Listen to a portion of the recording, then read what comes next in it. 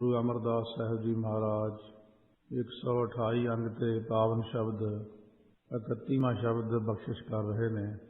ਮਾਝ ਰਾਗ ਦੇ ਵਿੱਚ ਤੀਸਰੇ ਪਾਤਸ਼ਾਹ ਮਾਝ ਮਹੱਲਾ ਤੀਜਾ। ਸਤਿਗੁਰੂ ਮਹਾਰਾਜ ਫਰਮਾਉਂਦੇ ਨੇ, ਮਨਮੁਖ ਪੜ੍ਹੈ ਪੰਡਿਤ ਕਹਾਵੈ, ਦੂਜਾ ਭਾਏ ਮਹਾਂ ਦੁਖ ਪਾਵੈ। ਦੋ ਪ੍ਰਕਾਰ ਦੇ ਪੜ੍ਹਨ ਵਾਲੇ ਦੱਸੇ ਨੇ। ਇੱਕ ਗੁਰਮੁਖ ਨੇ, ਜਿਹੜੇ ਸ਼ਾਸਤਰਾਂ ਧਾਰਮਿਕ ਗ੍ਰੰਥਾਂ ਨੂੰ ਪੜ੍ਹ ਕੇ ਉਹਦੇ ਤੋਂ ਫਿਰ ਰਸ ਲੈਂਦੇ ਨੇ, ਆਤਮਿਕ ਗਿਆਨ ਦੀ ਪ੍ਰਾਪਤੀ ਕਰਦੇ ਨੇ, ਚਾਹੁੰਦੇ ਹਨ ਕਿ ਸਾਡਾ ਕਲਿਆਣ ਹੋਵੇ, ਸਾਡੇ ਬੰਧਨ ਕੱਟੇ ਜਾਣ, ਸਾਡੇ ਪਰਿਵਾਰ ਦਾ ਭਲਾ ਹੋਵੇ, ਸਰਬੱਤ ਦਾ ਭਲਾ ਚਾਹੁੰਦੇ ਨੇ। ਪਰ ਸਤਿਗੁਰੂ ਕਹਿੰਦੇ ਦੂਜੇ ਪਾਸੇ ਇੱਕ ਉਹ ਲੋਕ ਜਿਨ੍ਹਾਂ ਦੇ ਕੋਲ ਹੋਰ ਕੋਈ ਸਾਧਨ ਨਹੀਂ ਸੀ ਮਾਇਆ ਦਾ, ਔਰ ਦੁਨੀਆ ਵਿੱਚ ਵਡਿਆਈ ਵੀ ਚਾਹੁੰਦੇ ਸਨ, ਔਰ ਮਨ ਕਰਕੇ ਮਨਮੁਖ ਮਨ ਦੇ ਮਗਰ ਲੱਗੇ ਹੋਏ ਸਨ। ਉਹਨਾਂ ਦਾ ਵਿੱਦਿਆ ਪੜ੍ਹਨ ਦਾ ਪ੍ਰਯੋਜਨ, ਧਾਰਮਿਕ ਵਿੱਦਿਆ ਵੀ ਚਾਹੇ ਪੜ੍ਹੀ, ਉਹਨਾਂ ਦਾ ਪ੍ਰਯੋਜਨ ਸੀ ਪੈਸਾ ਇਕੱਠਾ ਕਰਨਾ, ਵਡਿਆਈ ਲੈਣੀ ਦੁਨੀਆ 'ਚ। ਸਤਿਗੁਰੂ ਉਹਨਾਂ ਦਾ ਨਿਰਣਾ ਕਰਦੇ ਹਨ। ਕੱਲ੍ਹ ਵੀ ਇਹੀ ਬਚਨ ਸਤਿਗੁਰਾਂ ਨੇ ਆਪਾਂ ਨੂੰ ਦੱਸਿਆ ਸੀ ਕਿ ਗੁਰਮੁਖ ਪੜ੍ਹੈ ਹਰ ਨਾਮ ਸਲਾਹ ਹੈ, ਦਰ ਸੱਚਾ ਸੋਭਾ ਪਾਵਣਿਆ। ਗੁਰਮੁਖ ਤਾਂ ਪੜ੍ਹਦੇ ਨੇ ਨਾਮ ਨੂੰ ਜਪਣ ਲਈ, ਉਹ ਸੇਧ ਲੈਣੀ, ਕੋਈ ਸੋਝੀ ਲੈਣੀ ਆ ਉਹਨਾਂ ਨੇ, ਆਤਮਿਕ ਗਿਆਨ ਲੈਣਾ। ਪਰ ਸਤਿਗੁਰੂ ਕਹਿੰਦੇ ਮਨਮੁਖ ਪੜ੍ਹੈ ਪੰਡਿਤ ਕਹਾਵੈ। ਮਨਮੁਖ ਸ਼ਾਸਤਰਾਂ ਨੂੰ ਪੜ੍ਹ ਕੇ ਆਪਣੇ ਆਪ ਨੂੰ ਫਿਰ ਬੜਾ ਵੱਡਾ ਨਾਲ ਨਾਂ ਲਾਉਂਦੇ ਨੇ, ਸ਼੍ਰੀ ਫਲਾਨਾ ਢਿਮਕਾ ਪੰਡਿਤ ਜਾਂ ਫਲਾਨਾ ਗਿਆਨਵਾਨ ਗਿਆਨੀ, ਆਪਣੇ ਆਪ ਨੂੰ ਵਿਦਵਾਨ ਕਹਾਉਣਾ। ਮਨਮੁਖ ਵਾਲੀ ਬਿਰਤੀ ਨੂੰ ਦੂਰ ਨਹੀਂ ਕੀਤਾ। ਇਹ ਇਤਨੀ ਡੂੰਘੀ ਥਿਊਰੀ ਹੈ। ਜਿਵੇਂ ਦੈਂਤ ਹਰਨਾਕਸ਼ ਨੇ ਬਹੁਤ ਕਮਾਈ ਕਰਤਾ ਲਈ, ਫਿਰ ਰਾਜਾ ਦੈਂਤ, ਫਿਰ ਬਿਰਤੀ ਦੈਂਤਾਂ ਵਾਲੀ ਮਨਮੁਖ ਵਰ ਲੈ ਲਿਆ ਬੜੀ ਸਿਆਣਪ ਨਾਲ, ਨਾ ਅੰਦਰ ਮਰਾਂ ਨਾ ਬਾਹਰ ਮਰਾਂ, ਨਾ ਦਿਨੇ ਮਰਾਂ ਨਾ ਰਾਤ ਮਰਾਂ, ਨਾ 84 ਲੱਖ ਜੂਨੀ 'ਚ ਕੋਈ ਮਾਰਨ ਵਾਲਾ ਹੋਵੇ ਮੈਨੂੰ, ਨਾ ਕੋਈ ਸ਼ਸਤਰ ਕੱਟ ਸਕੇ, ਨਾ ਧਰਤੀ ਤੇ ਮਰਾਂ ਨਾ ਅਸਮਾਨ 'ਚ। ਬੜੀ ਸਿਆਣਪ ਨਾਲ ਪੰਡਿਤ ਨੇ ਵਰ ਲਏ, ਆਪਣੇ ਆਪ ਨੂੰ ਬੜਾ ਸਿਆਣਾ ਸਮਝਣ ਵਾਲਾ ਮਨਮੁਖ। ਰਾਵਣ ਵੀ ਇਸੇ ਤਰ੍ਹਾਂ ਦਾ ਹੀ ਸੀ, 4 ਵੇਦਾਂ ਦਾ ਟੀਕਾਕਾਰ ਬ੍ਰਾਹਮਣ, ਬੜਾ ਸਿਆਣਾ ਤਾਂ ਬਣਿਆ, ਪਰ ਪਹਿਲਾਂ ਜਿਹੜੀ ਅੰਦਰ ਚੀਜ਼ ਸੀ ਉਹ ਨਾ ਠੀਕ ਕੀਤੀ, ਮਨਮੁਖਤਾਈ ਧਰ ਗਈ ਨਾ। ਜਿਵੇਂ ਸਿਆਣੇ ਕਹਿੰਦੇ ਖੂਹ ਦੀ ਬਿੱਲੀ ਤਾਂ ਅੰਦਰ ਹੀ ਮਰੀ ਰਹੀ, ਖੂਹ ਨੇ ਕਿਵੇਂ ਸਾਫ਼ ਹੋਣਾ ਸੀ। ਧਾਰਮਿਕ ਬਣਨਾ, ਬਾਹਰਲਾ ਦਿਖਾਵਾ ਕਰਨਾ, ਮਨ ਨੇ ਅੰਦਰੋਂ ਮਨਮੁਖੀ ਰਹਿਣਾ, ਇਹਨੂੰ ਧਾਰਮਿਕ ਨਹੀਂ ਕਹਿੰਦੇ। ਦਵੈਸ਼ ਭਾਵ ਰੱਖਣ ਵਾਲੇ ਨੂੰ ਧਾਰਮਿਕ ਨਹੀਂ ਕਹਿੰਦੇ। ਲੋਕਾਂ ਨੇ ਧਰਮ ਨੂੰ ਪੈਸੇ ਲਈ ਵਰਤਿਆ, ਧਰਮ ਨੂੰ ਹਥਿਆਰ ਬਣਾਇਆ, ਧਰਮ ਨੂੰ ਰਾਜਸੀ ਲੋਕਾਂ ਨੇ ਵਰਤ ਲਿਆ, ਧਰਮ ਨੂੰ ਤਮੋ ਗੁਣ ਵਾਲਿਆਂ ਨੇ ਵਰਤ ਲਿਆ, ਸਤੋ ਗੁਣੀ ਆਪਣੇ ਥਾਂ ਵਰਤੀ ਜਾਂਦੇ ਨੇ। ਪਰ ਧਰਮ ਸੀ ਪਰਮਾਤਮਾ ਦੀ ਪ੍ਰਾਪਤੀ ਲਈ। ਧਰਮ ਦਾ ਭਾਵ ਇਹ ਨਹੀਂ ਸੀ ਕਿ ਧਰਮ ਨੂੰ ਅਸੀਂ ਗਲਤ ਢੰਗ ਦਾ ਇਸਤੇਮਾਲ ਕਰੀਏ ਨਾ। ਸਤਿਗੁਰੂ ਮਹਾਰਾਜ ਆਪ ਨਿਰਣਾ ਕਰਦੇ ਨੇ ਇਸ ਗੱਲ ਦਾ। ਮਨਮੁਖ ਪੜ੍ਹੈ ਪੰਡਿਤ ਕਹਾਵੈ, ਗੁਰਮੁਖ ਪੜ੍ਹੈ ਹਰ ਨਾਮ ਤੇ ਆਵੈ। ਗੁਰਮੁਖ ਪੜ੍ਹਦੇ ਤਾਂ ਨਾਮ ਜਪਣ ਲਈ, ਮਨਮੁਖ ਪੰਡਿਤ ਕਹਾਉਣ ਲਈ ਕਿ ਦੁਨੀਆ 'ਚ ਮੇਰੀ ਵਡਿਆਈ ਹੋ ਜਾਏ। ਪਰ ਸਤਿਗੁਰੂ ਫਰਮਾਉਂਦੇ ਨੇ ਦਵੈਸ਼ ਭਾਅ 'ਚ ਲੱਗ ਕੇ ਉਹ ਆਪਣੇ ਆਪ ਨੂੰ ਫਿਰ ਸੰਸਾਰ ਦੇ ਅੰਦਰ ਫਸਾ ਲੈਂਦੇ ਨੇ। ਦਵੈਸ਼ ਭਾਅ 'ਚ ਜਦੋਂ ਫਿਰ ਵੱਡਾ ਸਾਰਾ ਦੁੱਖ ਪ੍ਰਾਪਤ ਕਰਦੇ ਨੇ, ਬਹੁਤਾ ਦੁੱਖ, ਮਹਾਂ ਦੁੱਖ ਪਾਵੈ। ਮਹਾਂ ਦੁੱਖ ਜਿਹੜਾ ਹੁੰਦਾ ਉਹ ਜੰਮਣ ਅਤੇ ਮਰਨ ਦਾ ਹੀ ਹੁੰਦਾ। ਇਸ ਤਰ੍ਹਾਂ ਉਹ ਵੱਡੇ ਭਾਰੀ ਦੁੱਖ ਨਰਕਾਂ ਵਿੱਚ ਪਾਉਂਦੇ ਨੇ, ਕਿਉਂਕਿ ਅਸਲ ਵਿੱਚ ਉਹਦਾ ਪ੍ਰਯੋਜਨ ਗੁਰਮੁਖ ਨਹੀਂ ਸੀ, ਗੁਰੂ ਦੇ ਮਗਰ ਲੱਗਣ ਦਾ ਪ੍ਰਯੋਜਨ ਨਹੀਂ ਸੀ। ਵਿੱਦਿਆ ਪੜ੍ਹਨ ਦਾ ਉਹਦਾ ਪ੍ਰਯੋਜਨ ਇਹ ਨਹੀਂ ਸੀ ਕਿ ਮੈਂ ਵਿੱਦਿਆ ਵਿੱਚੋਂ ਨਾਮ ਜਪਣਾ, ਕੋਈ ਗਿਆਨ ਪ੍ਰਾਪਤ ਕਰਨਾ। ਉਹਦਾ ਤਾਂ ਮਤਲਬ ਸੀ ਕਿ ਮੈਂ ਵਿੱਦਿਆ ਪੜ੍ਹ ਕੇ ਪੰਡਤ ਕਹਾਵਾਂ, ਸਿਆਣਾ ਕਹਾਵਾਂ, ਵਿਦਵਾਨ ਕਹਾਵਾਂ। ਪੰਡਾ ਬੁੱਧੀ ਵਾਲਾ ਕਹਿਣ ਲੋਕ, ਬਹੁਤ ਵਿਦਵਾਨ, ਬੜਾ ਜ਼ਿਆਦਾ ਕੁਝ ਜਾਣਦਾ, क्योंकि वो लोग ऐसे ने, उन्होंने माया वास्ते ही अपनी विद्या पढ़ी है।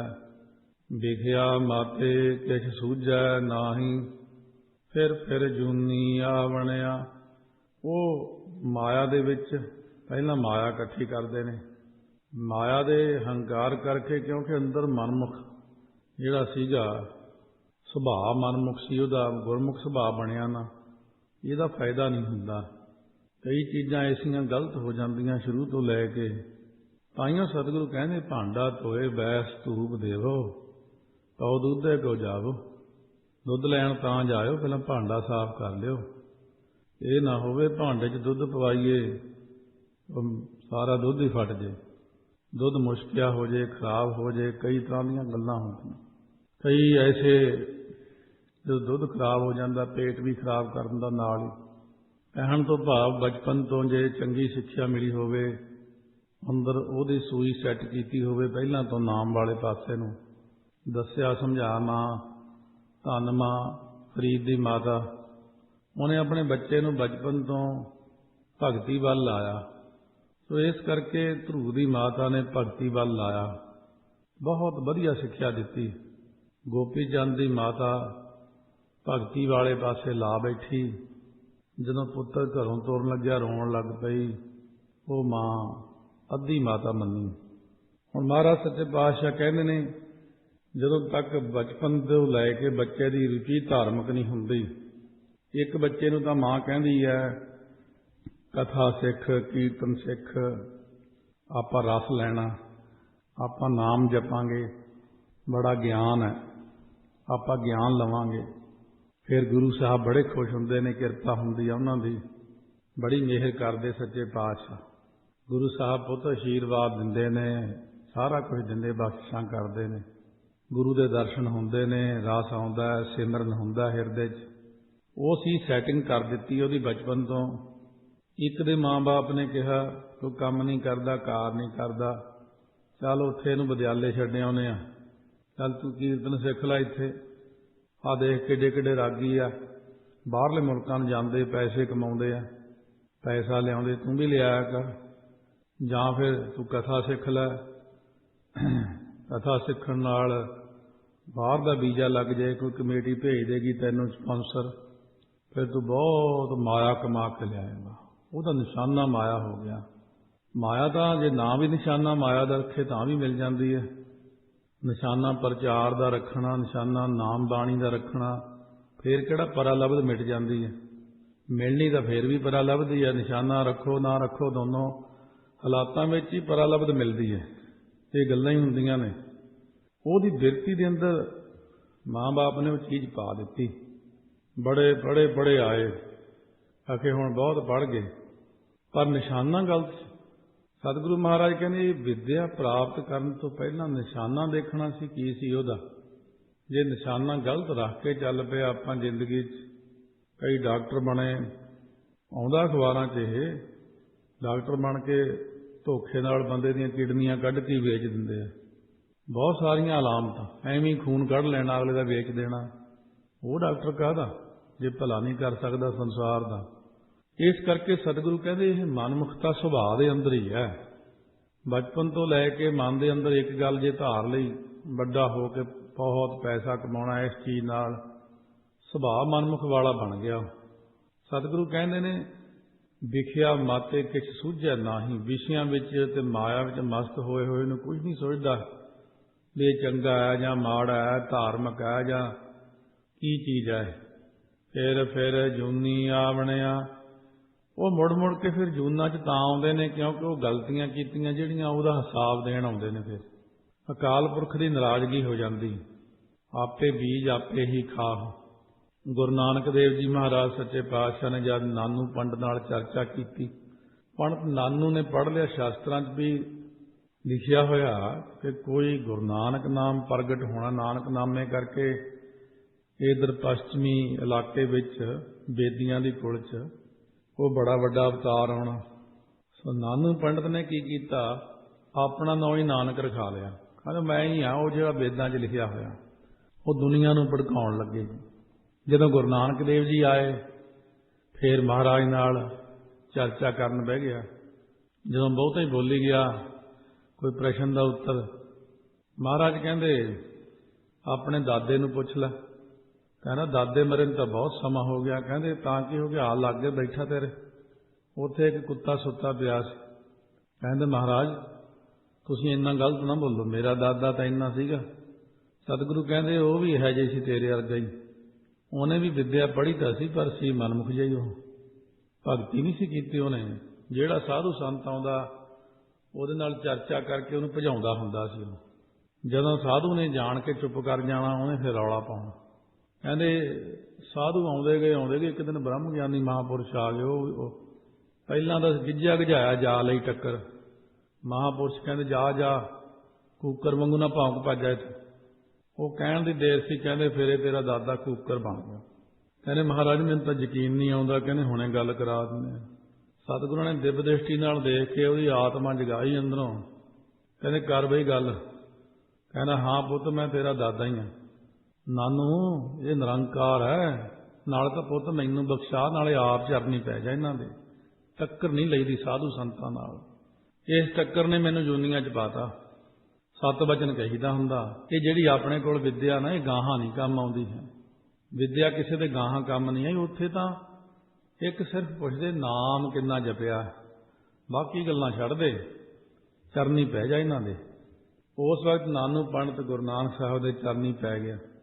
ਵਾਕਈ ਮਹਾਰਾਜ ਅਸੀਂ ਵਿਦਿਆ ਦੇ ਹੰਕਾਰ ਵਿੱਚ ਹੀ ਫਸੇ ਹੋਏ ਹਾਂ।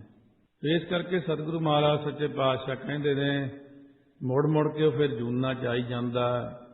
ਵਿਖਿਆ ਦੇ ਵਿੱਚ ਮਤ ਮਸਤ ਹੋਣ ਕਰਕੇ ਵਿਕਾਰਾਂ ਦੀ ਦਿਮਾਗ ਨੂੰ ਜਿਹੜਾ ਫਤੂਰ ਚੜ੍ਹ ਜਾਂਦਾ, ਉਹ ਕਿੱਧਰ ਲਾਉਣਾ ਆਪਾਂ ਨੇ। ਫਿਰ ਵਿਸ਼ਿਆਂ ਦਾ, ਫਿਰ ਮਾਇਆ ਦਾ ਫਤੂਰ ਦਿਮਾਗ ਨੂੰ ਚੜ੍ਹਿਆ। ਉਸ ਫਤੂਰ ਚੜ੍ਹੇ ਹੋਏ ਵਿੱਚ ਹੀ ਦੂਜਿਆਂ ਨੂੰ ਕੁਝ ਨਹੀਂ ਸਮਝਦਾ, ਨਿੰਦਾ ਕਰੀ ਜਾਂਦਾ, ਮੈਨੂੰ ਗਿਆਨ ਹੈ। ਆਪਾਂ ਫਿਰ ਕੋਸ਼ਿਸ਼ ਕਰਦੇ ਵੀ ਸਾਡਾ ਹੀ ਬੰਦਾ, ਤਰਸ ਕਰ ਲਈਏ, ਕੋਸ਼ਿਸ਼ ਕਰੀਏ ਜੇ ਸ਼ਾਇਦ ਫਤੂਰ ਨਿਕਲ ਜੇ ਦਿਮਾਗ 'ਚੋਂ, ਠੀਕ ਹੋ ਜੇ, ਭਜਨ ਬੰਦਗੀ ਕਰ ਲੇ, ਕੋਈ ਬਾਣੀ ਪੜ੍ਹ ਲੇ। ਕੋਸ਼ਿਸ਼ ਤਾਂ ਆਪਾਂ ਕਰਦੇ ਹਾਂ। ਇਹ ਮਹਾਰਾਜ ਇਹਨੂੰ ਸਮੱਤ ਬਖਸ਼ ਸੱਚੇ ਪਾਤਸ਼ਾਹ, ਇਹਨੂੰ ਗੁਰਮੁਖ ਬਣਾ। ਇਹ ਤਾਂ ਮਨਮੁਖ ਬਣਿਆ ਫਿਰਦਾ। ਪਰ ਹੁਣ ਜੇ ਨਾ ਹੀ ਮੰਨੇ ਅਕਾਲ ਦੀ ਰਜਾ ਵਿੱਚ, ਫਿਰ ਉੱਥੇ ਕੀ ਕਰ ਸਕਦੇ ਮਹਾਰਾਜ ਕਹਿੰਦੇ ਨੇ। ਫਿਰ ਉਹ ਜੂਨੀਆਂ 'ਚ ਘੁੰਮਣਾ ਸ਼ੁਰੂ ਕਰ ਦਿੰਦਾ। ਇਸ ਕਰਕੇ ਸਤਿਗੁਰੂ ਕਹਿੰਦੇ ਨੇ ਪਹਿਲਾਂ ਜਿਹੜੀ ਆ ਅੰਮ੍ਰਿਤ ਛਕਣ ਤੋਂ ਪਹਿਲਾਂ ਵੀ, ਵਿਦਿਆ ਪੜ੍ਹਨ ਤੋਂ ਪਹਿਲਾਂ ਵੀ ਮਾਂ ਬਾਪ ਵੀ ਇਹ ਸਿੱਖ ਲੈਣ ਕਿ ਬੱਚੇ ਨੂੰ ਇਹ ਲਾਲਚ ਨਹੀਂ ਦੇਣਾ ਵੀ ਮਾਇਆ ਕਮਾਉਣ ਲਈ ਤੂੰ ਪੜ੍ਹ ਰਿਹਾ, ਤੂੰ ਇਸ ਕੰਮ ਲਈ ਪੜ੍ਹ ਰਿਹਾ, ਤੈਨੂੰ ਆਹ ਮਿਲੇਗਾ। ਲਾਲਚ ਦੇਤਾ, ਉਹਦੇ ਨਾਲ ਉਹਦਾ ਨਿਸ਼ਾਨਾ ਹੀ ਮਾਇਆ ਬਣ ਗਿਆ। ਹਮੇਸ਼ਾ ਸਿੱਖਿਆ ਚੰਗੀ ਦੇਣ ਨਾਲ ਬੰਦਾ ਚੰਗਾ ਬਣ ਜਾਂਦਾ। ਤਾਂ ਤੇ ਸਤਿਗੁਰੂ ਮਹਾਰਾਜ ਕਹਿੰਦੇ ਸਿਧਾਂਤ ਨੂੰ ਜਾਣੋ, ਇਸ ਨੂੰ ਸਿਧਾਂਤ ਨਾਲ ਕਿਰਪਾ ਹੁੰਦੀ ਹੈ। ਹਉ ਵਾਰੀ ਜੀਉ ਵਾਰੀ, ਹਉ ਮੈਂ ਮਾਰ ਮਿਲਾਵਣਿਆ। ਮੈਂ ਉਹਨਾਂ ਤੋਂ ਸਰੀਰ ਕਰਕੇ, ਮਨ ਬਾਣੀ ਸਰੀਰ ਕਰਕੇ ਹੀ ਸਾਰਾ ਕਿ ਬਲਿਹਾਰ ਜਾਣਾ, ਜਿਨ੍ਹਾਂ ਨੇ ਆਪਣੇ ਅੰਦਰੋਂ ਹਉਮੈ ਨੂੰ ਮਾਰਿਆ, ਮਾਰ ਕੇ ਫਿਰ ਆਪਣੇ ਮਨ ਨੂੰ ਵਾਹਿਗੁਰੂ ਨਾਲ ਮਿਲਾ ਲਿਆ। ਗੁਰ ਸੇਵਾ ਤੇ ਹਰ ਮਨ ਵਸਿਆ, ਹਰ ਰਸ ਸਹਿਜ ਪੀ ਆਵਣਿਆ ਰਹਾਉ।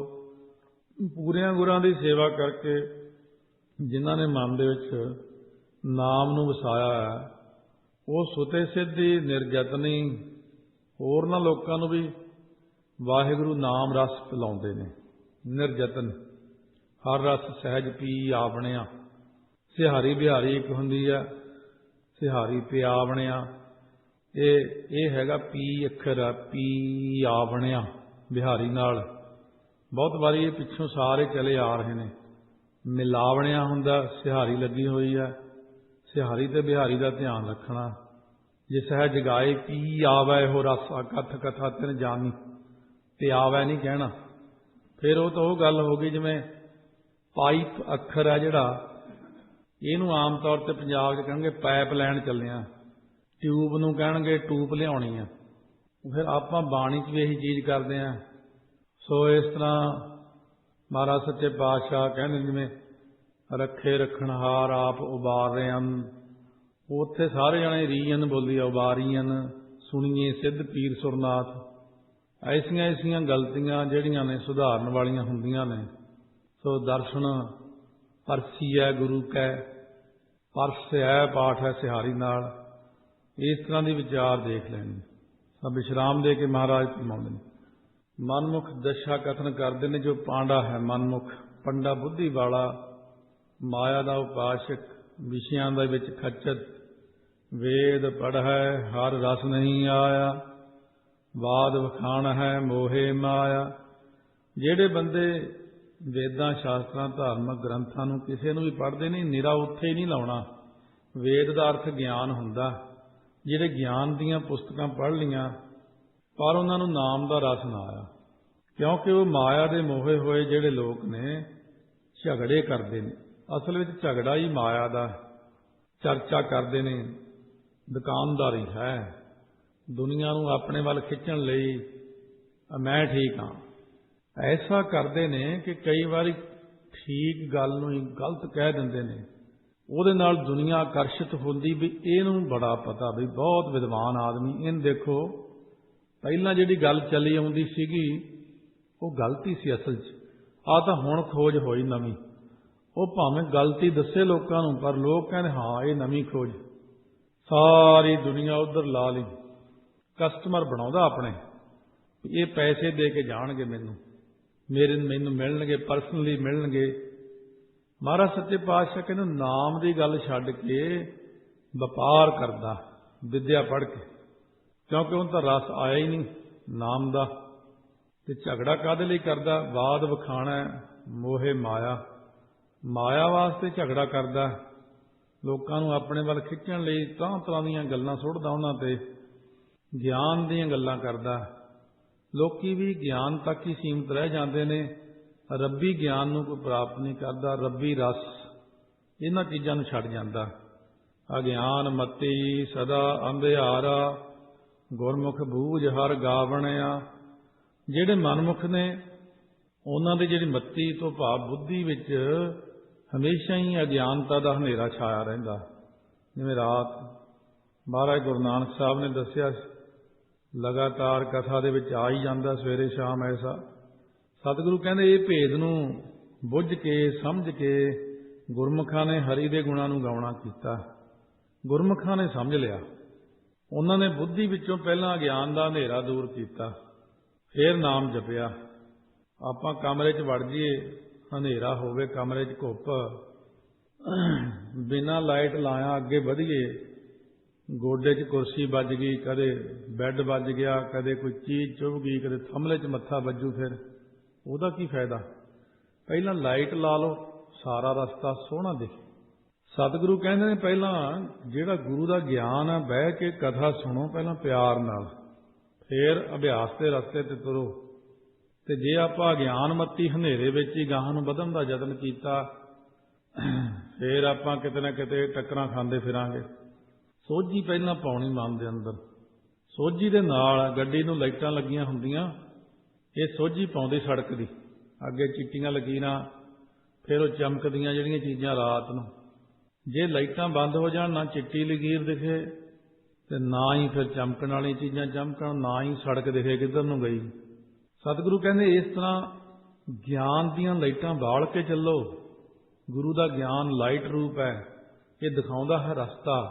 ਉਸ ਮਾਰਗ ਤੇ ਚਿੱਟੀਆਂ ਲਾਈਨਾਂ ਜਿਹੜੀਆਂ ਖੱਬਾ ਸੱਜਾ, ਪਾਪ ਪੁੰਨ, ਇਹਨਾਂ ਦਾ ਗਿਆਨ ਰੱਖਣਾ, ਸਿੱਧੇ ਰਸਤੇ ਜਾਣਾ, ਚਮਕਦੀਆਂ ਲਾਈਟਾਂ ਭਾਵ ਰਹਿਤ ਤੇ ਕੁਰਹਿਤ ਦਾ ਗਿਆਨ ਹੋਣਾ, ਕਕਾਰਾਂ ਦਾ ਗਿਆਨ ਹੋਣਾ, ਕਿਹੜੀ ਚੀਜ਼ ਠੀਕ ਹੈ ਕਿਹੜੀ ਗਲਤ ਹੈ, ਇਹਨਾਂ ਦਾ ਧਿਆਨ ਰੱਖਣਾ ਹੈ, ਤਾਂ ਆਪਾਂ ਸਿਰੇ ਤੇ ਲੱਗਾਂਗੇ ਜਾ ਕੇ। ਮਹਾਰਾਜ ਕਹਿੰਦੇ ਨੇ ਗੁਰਮੁਖ ਸਮਝ ਕੇ ਹਰੀ ਦੇ ਗੁਣਾਂ ਨੂੰ ਗਾਇਨ ਕਰਨ ਲੱਗ ਪਏ ਨੇ, ਮਨਮੁਖ ਝਗੜਿਆਂ 'ਚ ਹੀ ਰਹਿ ਗਏ। ਅਕਥੋ ਕਥੀਐ ਸ਼ਬਦ ਸੁਹਾਵੈ, ਗੁਰਮਤੀ ਮਨ ਸੱਚੋ ਭਾਵੈ। ਸੁਹਾਵੈ ਤੋਂ ਭਾਵ ਹੁੰਦਾ ਸ਼ਬਦ ਸੁਹਾਵੈ। ਸ਼ੋਭਨੀਕ ਗੁਰਾਂ ਦੇ ਸ਼ਬਦ ਦੁਆਰਾ ਅਕਥ ਰੂਪ ਪਰਮੇਸ਼ਰ ਦੇ ਜਸ ਨੂੰ ਕਥਨ ਕਰੀਏ। ਅਕਥੋ ਕਥੀਐ ਸ਼ਬਦ ਸੁਹਾਵੈ, ਸ਼ਬਦ ਦੇ ਦੱਦੇ ਸਿਹਾਰੀ ਸ਼ਬਦ ਦੁਆਰਾ ਸ਼ੋਭਨੀਕ ਜਿਹੜੇ ਨੇ ਨਾ, ਸੁਹਾਵੈ ਸ਼ੋਭਨੀਕ ਗੁਰਾਂ ਦੇ ਸ਼ਬਦ ਦੁਆਰਾ ਅਕਥ ਪਰਮਾਤਮਾ ਦਾ ਕਥਨ ਕਰੀਏ। ਕਿਉਂ ਕਾਵ ਰਚਨਾ ਤੋਂ ਵਾਰਤਕ ਵਿੱਚ ਲੈ ਕੇ ਜਾਣਾ ਅਰਥ। ਗੁਰਮਤੀ ਮਨ ਸੱਚੋ ਭਾਵੈ, ਗੁਰਮਤੀਆਂ ਦੇ ਮਨ ਵਿੱਚ ਸੱਚਾ ਅਕਾਲ ਪੁਰਖ ਹੀ ਭਾਉਂਦਾ, ਚੰਗਾ ਲੱਗਦਾ ਹੈ। ਸੱਚੋ ਸੱਚ ਰਵੈ ਦਿਨ ਰਾਤੀ, ਇਹੋ ਮਨ ਸੱਚ ਰੰਗਾ ਬਣਿਆ। ਜਿਹੜੇ ਗੁਰਮਤੀਏ ਪੁਰਸ਼ ਹੁੰਦੇ ਨੇ ਉਹ ਦਿਨ ਰਾਤ ਸੱਚ ਹੀ ਸੱਚ ਨੂੰ ਉਚਾਰਦੇ ਨੇ, ਕਿਉਂਕਿ ਸੱਚ ਬੋਲਣ ਨਾਲ ਤਕਲੀਫ ਬੜੀ ਹੁੰਦੀ ਹੈ, ਆਪਦੇ ਆਪ ਨੂੰ ਵੀ ਤੇ ਦੂਜੇ ਨੂੰ ਵੀ। ਪਰ ਇੱਕ ਚੀਜ਼ ਮੈਂ ਦੇਖੀ ਆਪਣੀ ਜ਼ਿੰਦਗੀ ਤਜਰਬਾ, ਇੱਕ ਬੰਦਾ ਸੀ, ਉਹਦੀ ਕਮਾਈ ਤਾਂ ਮੈਂ ਨਹੀਂ ਦੇਖੀ ਵੀ ਪਿਛਲੇ ਜਨਮਾਂ ਦੀ ਹੋਣੀ ਆ, ਪਰ ਇੱਕ ਚੀਜ਼ ਉਹ ਦੇਖੀ ਸੀ, ਕੋਈ ਸੱਚ ਕਹਿ ਦਿੰਦਾ ਸੀ ਗੱਲ। ਉਹ ਕਹਿੰਦਾ ਸੀ ਜਿਵੇਂ ਇੱਕ ਝੂਠ ਮਾਰਿਆ, ਫਿਰ ਉਹਦੇ ਬਦਲੇ ਫਿਰ ਇੱਕ ਝੂਠ ਮਾरूं, ਫਿਰ ਮਾरूं, ਫਿਰ ਮੈਂ 100 ਝੂਠ ਬੋਲੂੰ। ਮੈਂ ਕਿਉਂ ਬੋਲਾਂ? ਗੱਲ ਬਣਦੀ ਬਣੇ ਨਹੀਂ ਨਾ ਸਹੀ, ਮੈਂ ਤਾਂ ਸੱਚ ਕਹੂੰ। ਉਹ ਇਸੇ ਤੇ ਹੀ ਰਹਿੰਦਾ ਸੀ, ਉਹਦੇ ਸੱਚ ਤੇ ਹੀ ਖੁਸ਼ ਹੋ ਕੇ ਪ੍ਰਮਾਤਮਾ ਨੇ ਉਹ ਤੇ ਮਿਹਰ ਕਰਤੀ। ਬੰਦਾ ਸੱਚ ਬੋਲਦਾ। ਇੱਕ ਤਾਂ ਚਲੋ ਹੁੰਦਾ ਵੀ ਕਿਸੇ ਦਾ ਨੁਕਸਾਨ ਹੁੰਦਾ ਤੇ ਚੁੱਪ ਕਰ ਜੇ, ਉਹ ਅਲੱਗ ਚੀਜ਼ ਆ, ਉਹਦੇ ਵਿੱਚ ਵੀ ਕਾਫੀ ਦਾਅ ਪੇਚ ਨੇ। ਪਰ ਇਹ ਨਾ ਹੋਵੇ ਕਿ ਆਪਣੇ ਪੈਸੇ ਲਈ, ਆਪਣੇ ਮਤਲਬ ਲਈ, ਆਪਣੇ ਗਾਉਂ ਨੂੰ ਕਹਿੰਦੇ ਇੱਕ ਵਾਰ ਝੂਠ ਬੋਲ ਦੋ, ਕੰਮ ਬਣ ਜੇ, ਬਾਅਦ 'ਚ ਦੇਖੀ ਜਾਓ, ਉਹਦਾ ਨਹੀਂ ਫਾਇਦਾ। ਮਹਾਰਾਜ ਕਹਿੰਦੇ ਸੀ ਸੱਚ ਤੇ ਖੜ ਕੇ ਚੱਲੋ। ਫਿਰ ਇੱਥੇ ਹੈ ਕਿ ਸੱਚਾ ਨਾਮ ਰਵੈ ਦਿਨ ਰਾਤੀ, ਸੱਚੋ ਸੱਚ, ਸੱਚੇ ਨਾਮ ਨੂੰ ਰਾਤ ਦਿਨ ਜਪੇ। ਫਿਰ ਇਹ ਮਨ ਨੂੰ ਸੱਚੇ ਨਾਮ ਰੰਗ ਵਿੱਚ ਉਹਨਾਂ ਰੰਗ ਲਿਆ। ਜੋ ਸੱਚ ਰਤੇ ਤਿਨ ਸੱਚੋ ਭਾਵੈ, ਆਪੇ ਦੇ ਨ ਪਛੋਤਾਵੈ। ਜਿਹੜੇ ਗੁਰਮਤੀਏ ਸੱਚੇ ਨਾਮ ਵਿੱਚ ਰੰਗੇ ਹੋਏ ਨੇ ਉਹਨਾਂ ਨੂੰ ਸੱਚ ਹੀ ਚੰਗਾ ਲੱਗਦਾ ਹੈ। ਜਿਨ੍ਹਾਂ ਨੂੰ ਵਾਹਿਗੁਰੂ ਆਪ ਸੱਚ ਨਾਮ ਦਿੰਦਾ ਹੈ ਉਹ ਫਿਰ ਪਛਤਾਪ ਨਹੀਂ ਕਰਦੇ, ਕਿਉਂਕਿ ਆਪ ਦਿੱਤਾ ਅਕਾਲ ਪੁਰਖ ਵਾਹਿਗੁਰੂ ਨੇ। ਗੁਰ ਕੈ ਸ਼ਬਦ ਸਦਾ ਸੱਚ ਜਾਤਾ, ਮਿਲ ਸੱਚੈ ਸੁਖ ਪਾਵਣਿਆ। ਜਿਨ੍ਹਾਂ ਨੇ ਗੁਰਾਂ ਦੇ ਉਪਦੇਸ਼ ਦੁਆਰਾ ਸਦਾ ਹੀ ਸੱਚ ਸਰੂਪ ਨੂੰ ਜਾਤਾ ਤੋਂ ਭਾਵ ਜਾਣਿਆ, ਤੇਰਾ ਕੀਤਾ ਜਾਤੋ ਨਾਹੀਂ, ਜਾਤੋ ਤੋਂ ਭਾਵ ਜਾਣਨਾ, ਉਹਨਾਂ ਨੇ ਫਿਰ ਸੱਚੇ ਦੇ ਮਿਲਾਪ ਦਾ ਹੀ ਸੁਖ ਪ੍ਰਾਪਤ ਕੀਤਾ। ਸੱਚੇ ਦੀ ਪ੍ਰਾਪਤੀ ਹੀ ਸਾਡੀ ਮੰਜ਼ਿਲ ਹੈ। ਉੱਥੇ ਜਾ ਕੇ ਆਰਾਮ ਨਾਲ ਬੈਠੋ, ਬਸ ਕਹਾਣੀ ਮੁੱਕ ਗਈ। ਆਵਣ ਜਾਣ ਰਹਿਓ, ਤਪਤ ਕੜਾਹਾ ਬੁਝ ਗਿਆ, ਗੁਰ ਸੀਤਲ ਨਾਮ ਦਿਓ। ਕਿਉਂਕਿ ਫੂਟੋ ਆਂਡਾ ਭਰਮ ਕਾ ਮਨਹਿ ਭਇਆ, ਅਰਗਾਸ ਕਾਟੀ ਬੇਰੀ ਪਗਹਿ ਤੇ ਗੁਰ ਕੀਨੀ ਬੰਦ ਖਲਾਸ। ਕੂੜ ਕੁਸਤ ਤਿਨਾ ਮੈਲ ਨ ਲਾਗੈ, ਗੁਰ ਪ੍ਰਸਾਦੀ ਆਂਦਿਨ ਜਾਗੈ। ਉਹਨਾਂ ਨੂੰ ਕੂੜ ਤੋਂ ਭਾਵ ਝੂਠ ਤੇ ਕੁਸਤ ਹੁੰਦਾ ਕੁਹੱਠ, ਖੋਟੇ ਹੱਠ ਕਰਨੇ, ਇਹ ਉਹਨਾਂ ਨੂੰ ਮੈਲ ਨਹੀਂ ਲੱਗਦੀ, ਕਿਉਂਕਿ ਉਹ ਗੁਰੂ ਸਾਹਿਬ ਦੀ ਕਿਰਪਾ ਕਰਕੇ ਰਾਤ ਦਿਨ ਗਿਆਨ ਜਾਗਰਤ 'ਚ ਜਾਗਦੇ ਨੇ। ਗਿਆਨ ਜਾਗਰਤ ਕਹਿਣਾ ਸੌਖਾ, ਪਰ ਇਹਦੇ 'ਚ ਰਹਿਣਾ ਔਖਾ। ਜਿਵੇਂ ਕਥਾ 'ਚ ਬੈਠੇ ਆਪਾਂ ਨੂੰ ਗਿਆਨ ਹੋ ਜਾਂਦਾ, ਆਪਾਂ ਜਾਗ ਪੈਂਦੇ, ਐਨ ਮਨ ਜਾਗਰਤ ਅਵਸਥਾ 'ਚ ਹੋ ਕੇ ਟਿਕ ਜਾਂਦਾ, ਪਰ ਇਹ ਅਵਸਥਾ ਬਾਹਰ ਨਿਕਲਦੀ ਹੌਲੀ ਹੌਲੀ ਹੌਲੀ ਖਤਮ ਹੋ ਜਾਂਦੀ। ਇਹ ਹੁਣ ਪੱਕੀ ਕਿਵੇਂ ਰਹੇ, ਉਹ ਢੰਗ ਤਰੀਕੇ ਅੱਜ ਖਤਮ ਹੋ ਗਏ ਦੁਨੀਆ 'ਚ। ਪਹਿਲਾਂ ਕੋਈ ਸੁਣਦੇ ਸੀ ਕਥਾ, ਉਦੋਂ ਲੋਕਾਂ ਕੋਲ ਟਾਈਮ ਵੀ ਸੀ, ਫਿਰ ਉੱਥੇ ਬਹਿ ਕੇ ਸਿਮਰਨ ਕਰੀ ਜਾਣਾ, ਕਿੰਨਾ ਹੀ ਸਮਾਂ ਉੱਥੇ ਬਹਿ ਕੇ ਸਿਮਰਨ ਕਰਨਾ ਵੀ ਉਹ ਚੀਜ਼ ਮੇਰੇ ਮਨ 'ਚੋਂ ਨਿਕਲ ਨਾ ਜਾਵੇ। ਮਿਲੀ ਹੋਈ ਚੀਜ਼ ਨੂੰ ਮਨ 'ਚ ਪੱਕਾ ਕਰਨਾ। ਜਿਵੇਂ ਰੋਟੀ ਆਪਾਂ ਖਾਂਦੇ ਹਾਂ 10 ਮਿੰਟ 20 ਮਿੰਟ 'ਚ, ਹਜਮ ਜਾ ਕੇ 4 ਘੰਟੇ 'ਚ ਹੁੰਦੀ ਆ। ਇਸੇ ਤਰ੍ਹਾਂ ਕਥਾ 1 ਘੰਟੇ ਸੁਣਦੇ ਆ, ਇਹ ਹਜਮ ਕਰਨੀ ਬਹੁਤ ਔਖੀ, ਸ਼ਾਮ ਤੱਕ ਹਜਮ ਹੁੰਦੀ ਹੈ। ਸ਼ਾਮ ਨੂੰ ਫੇਰ ਸੁਣਾਵਾਂਗੇ। ਸ਼ਾਮ ਤੱਕ ਕਥਾ ਜਿਹੜੀ ਆ ਉਹ ਹਜਮ ਹੁੰਦੀ ਜਾ ਕਰਕੇ ਵੀ ਇੱਕ ਇੱਕ ਗੱਲ ਨੂੰ ਦੁਬਾਰਾ ਯਾਦ ਕਰਨਾ, ਫੇਰ ਉਹਦਾ ਰੱਟਾ ਲਾਉਣਾ ਵੀ ਕੀ ਕਿਹਾ ਸੀ ਅੱਜ ਤੇ ਮੈਂ ਕਿੱਥੇ ਖੜਾ, ਮੈਂ ਕੀ ਕਰਨਾ। 7 ਬਚਨ ਕਹਿ ਕੇ ਮੋਮ ਵਾਂਗੂ ਢਲਣਾ, ਮੈਂ ਤਰਕ ਨਹੀਂ ਕਰਨੀ, ਅੱਗੇ ਬੋਲਣਾ ਨਹੀਂ। ਜੋ ਗੁਰੂ ਸਾਹਿਬ ਨੇ ਕਿਹਾ ਮੈਂ ਉਹਨੂੰ ਕਮਾਉਣਾ। ਸਤਿਗੁਰੂ ਕਹਿੰਦੇ ਜਦੋਂ ਉਹ ਜਾਗਰਤ ਅਵਸਥਾ ਵਿੱਚ ਜਾਗਣ ਲੱਗ ਜਾਂਦੇ ਨੇ, ਜਾਗਦੇ ਨੇ, ਸਾਵਧਾਨ ਰਹਿੰਦੇ ਨੇ ਮਰਿਆਦਾ 'ਚ। ਨਿਰਮਲ ਨਾਮ ਵਸੈ ਘਟ ਭੀਤਰ, ਜੋਤੀ ਜੋਤ ਮਿਲਾਵਣਿਆ। ਉਹਨਾਂ ਦੇ ਘਟ ਹਿਰਦੇ 'ਚ ਨਿਰਮਲ ਪਵਿੱਤਰ ਨਾਮ ਵਸਦਾ। ਇਸ ਲਈ ਉਹ ਜੋਤੀ ਪ੍ਰਮਾਤਮਾ ਉਹਨਾਂ ਦੀ ਜੋਤ ਨੂੰ ਆਪਣੇ ਨਾਲ ਮਿਲਾ ਲੈਂਦਾ, ਪ੍ਰਵਾਨ ਕਰ ਲੈਂਦਾ। ਉਹਨਾਂ ਆ ਜਾਓ ਭਾਈ ਤੁਸੀਂ ਹੁਣ ਮੇਰੇ ਵਿੱਚ ਲੀਨ ਹੋ ਜਾਓ। ਜਦੋਂ ਭਾਈ ਪਾਰੋ ਨੇ ਬੇਨਤੀ ਕੀਤੀ ਗੁਰੂ ਅੰਗਦ ਦੇਵ ਜੀ ਨੂੰ ਕਿ ਪਰਮਹੰਸ ਕਿਹਨੂੰ ਕਹਿੰਦੇ ਨੇ, ਮਹਾਰਾਜ ਕਹਿੰਦੇ ਕੋਈ ਨਹੀਂ, ਹੌਲੀ ਹੌਲੀ ਤੇਰੀ ਅਵਸਥਾ ਚਲੀ ਜਾਣੀ ਉੱਥੇ। ਸੋ ਉਸ ਵਕਤ ਕੰਠ ਦਾ ਜਾਪ ਸ਼ੁਰੂ ਹੋ ਗਿਆ, ਹਿਰਦੇ 'ਚ, ਨਾਭੀ 'ਚ, ਰੋਮ ਰੋਮ 'ਚ, ਫਿਰ ਬਾਹਰ ਵੀ ਸੁਣਨ ਲੱਗ ਪਿਆ। ਧਰਤ ਪਾਤਾਲ ਆਕਾਸ਼ ਹੈ ਮੇਰੀ ਜਿੰਦੜੀਏ, ਸਭ ਹਰ ਹਰ ਨਾਮ ਧਿਆਵੈ ਰਾਮ। ਜੋ ਬੋਲਤ ਹੈ ਮਿਰਗ ਮੀਨ ਪੰਖੇਰੂ, ਸੋ ਬਿਨ ਹਰ ਜਾਪਤ ਹੈ ਨਹੀਂ ਹੋਰ। ਇੱਥੇ ਵੀ ਅਵਸਥਾ ਚਲੀ ਗਈ। ਫਿਰ ਹੋਰ ਗਾਹਾਂ पौण पानी बैसंतर भी नज़र आ गए गाउंदे। तीजे पातशाह कोल जाके कहण लग्या, महाराज इस तो उत्ते होर अवस्था है कोई? महाराज हस के कहते, हुण तां मेरे च ही लीन हो जा, इदों उत्ते कोई अवस्था ही नहीं होर। सतगुरु कहते, तैनूं भाई पारो मेरा जी करदा मैं तैनूं गुरता गद्दी दे दूं। चौथा स्वरूप तू प्रगट हो, प्रचार कर। वो सिख एडी उच्ची अवस्था का मालक, इन्नी चीज़ वड्डी मिलती है, उसे वक्त गुरां दे चरण पकड़ के सच्चे पातशाह ऐसा ना मुड़ के कहो, मेहर करियो मैनू सिख ही रहन दे, मैं सिख ही चंगा, मैं गुरु नहीं बनना महाराज, मैं लायक नहीं। नाले इन्नी उच्ची अवस्था, 8वीं भूमिका का मालक होना, 7 तक तो सारे चले जाते हैं, पर तुरियातीत अवस्था का मालक होना बहुत वड्डी गल हुंदी। सतगुरु हस के कहण लगे, नहीं आउणा तो साडे च लीन ही होना, चौथे स्वरूप च आपां इकट्ठे ही बैठना, प्रचार करन, क्योंकि तू हुण मेरे च लीन हो जाना, जा जाके शरीर छड्ड दे, हुण तू लायक नहीं इत्थों दे, क्योंकि 8वीं भूमिका वाला बंदा शरीर च नहीं रह सकता। जाके उस वक्त अपनी घोड़ी भेज दी, वापस मोहरां सी कुछ पईयां वो भेजतियां, समान सारा भेजता गोविंदवाल साहब, आप वस्त्र लैके शरीर छड्ड गया। वो जिहड़ी घोड़ी भेजी सी ना आपदी उन्होंने, वो गुरु रामदास जी ने दित्ती सच्चे पातशाह ने। फिर वो मोहरां भी कहंदे तुसीं लै लो, कहंदे भाई पारो हुण अपने च लीन हो गया। सिख ते गुरु इक्को ही हो जाते ने। जिवें निक्का जिहा बच्चा जदों जन्म लैंदा उदों नहीं पता, जदों प्यो 70 साल का होवे, 80 का होवे, लड़का 60 का होवे, कई बार दोनों दी दाढ़ियां चिट्टियां हो जांदियां, लोकां नूं ये नहीं पता लगता प्यो किहड़ा पुत्त किहड़ा, इक्को जिहियां शक्लां कई बार देखी दियां। मैं इहो जिहे कई परिवार देखे ने, वो पता ही नहीं लगता।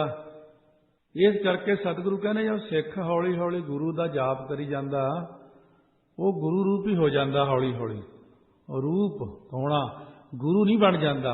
ये गल का ध्यान रखना, गुरु रूप जिवें ब्रह्म ज्ञानी हो जाता, ब्रह्म ज्ञानी हुंदा तो ब्रह्म ही है, पर ब्रह्म ज्ञानी जीव तो ब्रह्म ज्ञान च गया, जीव पुणे तो। इस करके ब्रह्म तो है ही है, जे ब्रह्म ना हुंदा तो ब्रह्म ज्ञानी किवें बनदा है? तो सतगुरु महाराज कहते ने, ये संसार दे लोग की कर्म करते हैं, त्रै गुण पढ़ै हर तत्त न जान है, मूलों भुले गुर शब्द ना पछाण है। ये संसार दे लोग जिहड़े राजसी तामसी शांत की इन्हां तिन्नां गुणां नूं विषय करन वाले जो वेद ने उन्हां नूं ही पढ़दे रहिंदे, त्रै गुण वाली बाणी पढ़दे ने, तिन्नां गुणां तक। रजो तमो सतो दा ही कथन है हरेक ग्रंथ विच ज़्यादा।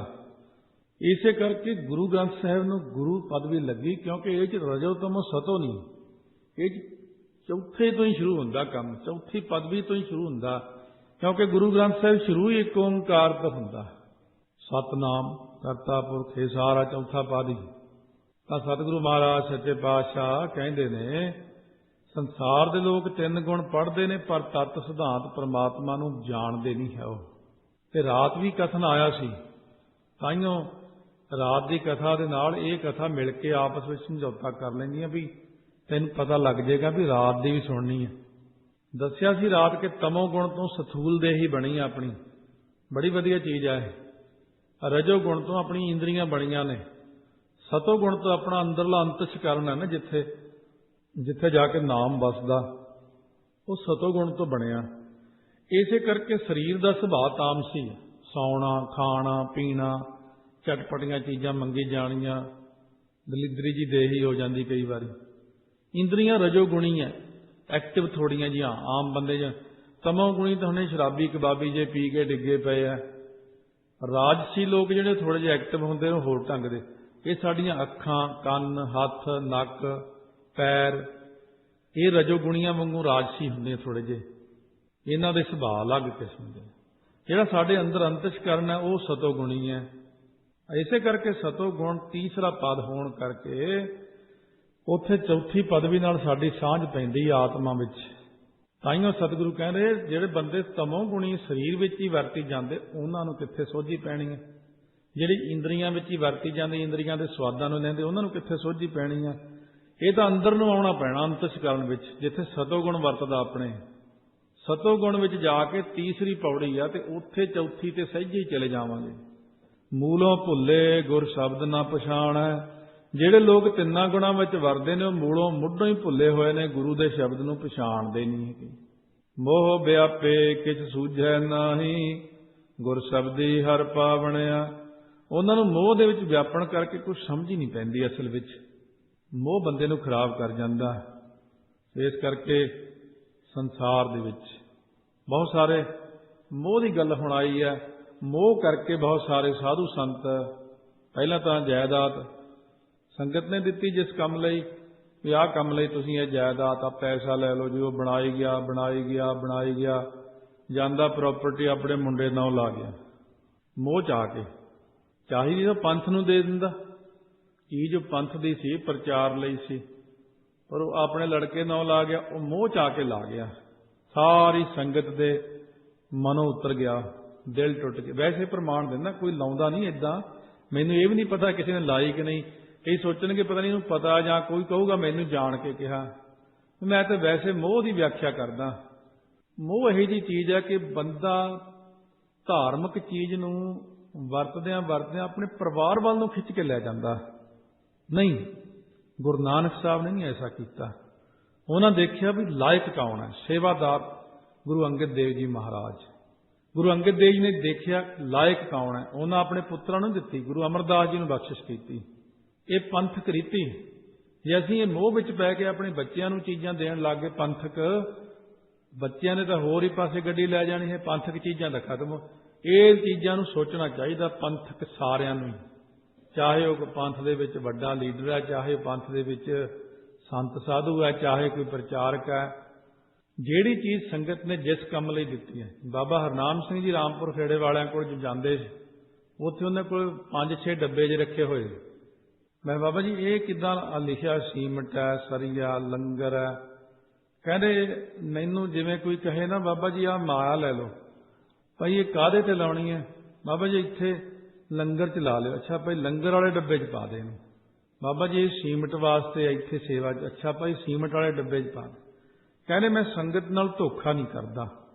ਮੈਨੂੰ ਸੰਗਤ ਜਿਹੜੀ ਕੰਮ ਲਈ ਜਿਹੜੀ ਮਾਇਆ ਦਿੰਦੀ ਮੈਂ ਉਸੇ ਕੰਮ ਤੇ ਹੀ ਵਰਤਦਾ ਉਹਨੂੰ, ਤਾਂ ਕਿ ਕੱਲ ਨੂੰ ਕਹਿੰਦੇ ਮੈਨੂੰ ਇਹ ਨਾ ਕਹੇ ਵੀ ਇਹ ਬਾਬਿਆਂ ਨੇ ਮਾਇਆ ਤਾਂ ਲਈ ਸੀ ਸਰੀਏ ਲਈ ਤੇ ਵਰਤ ਲਈ ਇਹਨਾਂ ਨੇ ਲੰਗਰ 'ਚ, ਵੀ ਮੇਰਾ ਤਾਂ ਮਨ ਬੜਾ ਖੱਟਾ ਹੋਇਆ ਜੀ। ਕਹਿੰਦੇ ਨਾ ਭਾਈ, ਸੰਗਤ ਨੇ ਜਿਹੇ ਜਿਹੇ ਕੰਮ ਲਈ ਦਿੱਤੀ ਆ ਉਹੋ ਜਿਹੇ ਕੰਮ ਲਈ ਮੈਂ ਵਰਤਦਾ। ਇਹ ਇੱਕ ਬ੍ਰਹਮ ਗਿਆਨੀ ਦੀ ਰੀਤੀ ਹੈ। ਸਤਿਗੁਰੂ ਮਹਾਰਾਜ ਕਹਿੰਦੇ ਮੋਹ ਵਿਆਪੇ ਕਿਛ ਸੂਝੈ ਨਾਹੀ, ਗੁਰ ਸ਼ਬਦੀ ਹਰ ਪਾਵਣੇ। ਮੋਹ 'ਚ ਵਿਆਪਣ ਕਰਕੇ ਗੁਰਮਤਿ ਭੁੱਲ ਜਾਂਦੀ ਆਪਾਂ ਨੂੰ। ਕਾਮ ਗੁਰਮਤਿ ਨੂੰ ਭੁਲਾਉਂਦਾ, ਕ੍ਰੋਧ ਗੁਰਮਤਿ ਨੂੰ ਭੁਲਾਉਂਦਾ, ਲੋਭ ਗੁਰਮਤਿ ਨੂੰ ਭੁਲਾਉਂਦਾ, ਮੋਹ ਵੀ ਭੁਲਾਉਂਦਾ, ਹੰਕਾਰ ਵੀ ਭੁਲਾਉਂਦਾ।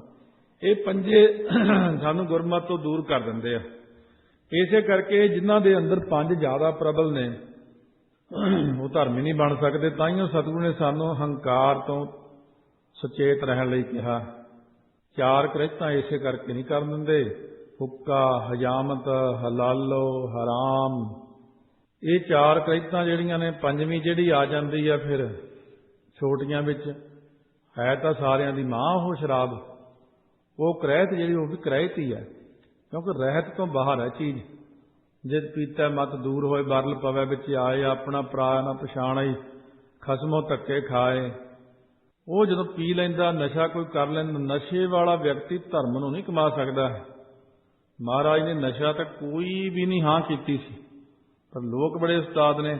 ਅੱਜ 10ਵੇਂ ਪਾਤਸ਼ਾਹ ਨੇ ਕਿਹਾ ਸੀ ਕਿਸੇ ਵੀ ਕੰਮ ਨੂੰ ਅੱਜ ਕਹਿ ਦਿਓ, ਆਪਾਂ ਕਿਹੜਾ ਉਦੋਂ ਸੀਗੇ ਜਾਂ ਉਹ ਕਿਹੜਾ ਉਦੋਂ ਮੌਕੇ ਤੇ ਹਾਜ਼ਰ ਸੀ, ਤੁਸੀਂ ਵੀ ਕਹਿ ਦਿਓ ਆਹ ਤਾਂ ਜੀ ਮਹਾਰਾਜ ਨੇ ਕਿਹਾ ਸੀ। ਅੱਛਾ, ਉੱਥੇ ਹੀ ਕਹਾਣੀ ਖਰਾਬ ਹੋ ਜਾਂਦੀ। ਮਹਾਰਾਜ ਨੇ ਕਦ ਕਿਹਾ ਸੀ? ਕੁਝ ਵੀ ਨਹੀਂ ਸੀ ਕਿਹਾ ਉਹਨਾਂ ਨੇ। ਸਤਿਗੁਰੂ ਨੇ 3 ਅੱਖਰ ਕਹੇ ਸੀ, ਅਮਲ ਦਾਲ ਪ੍ਰਸ਼ਾਦੇ ਕਾ, ਦੀਦਾਰ ਖਾਲਸੇ ਕਾ, ਪਰਚਾ ਸ਼ਬਦ ਕਾ। 3 ਅੱਖਰ ਹੈ। ਨਾਮ ਜਪੋ, ਵੰਡ ਛਕੋ, ਕਿਰਤ ਕਰੋ। 3 ਅੱਖਰ ਹੈ। ਮਹਾਰਾਜ ਨੇ ਕਦ ਕਿਹਾ ਸੀ? ਜਾਂ ਤਾਂ ਕੋਈ ਸਿੱਧ ਕਰੇ ਨਾ ਵੀ ਆਹ ਮਹਾਰਾਜ ਨੇ ਕਿਹਾ ਸੀ, ਫਿਰ ਉਹ ਬਾਣੀ ਦੀਆਂ ਪੰਗਤੀਆਂ ਲੈ ਕੇ ਕਹਿਣਗੇ ਸਿੰਘ ਰੁਚੈ ਸਦ ਭੋਜਨ ਮਾਸ। ਬਾਣੀ ਨੇ ਉਹ ਸ਼ੇਰ ਨੂੰ ਕਿਹਾ, ਉਹ ਤਾਂ ਐਵੇਂ ਸਿੰਘ ਕਿਤੇ, ਇਹ ਸਿੰਘ ਥੋੜੀ ਆ। ਸ਼ੇਰ ਨੂੰ ਜਿਹੜੀ ਚੀਜ਼ ਕਹੀ ਆ, ਇਸ ਕਰਕੇ ਉਹ ਆਪਣੇ ਤੇ ਢਕਾ ਲੈਣੀ।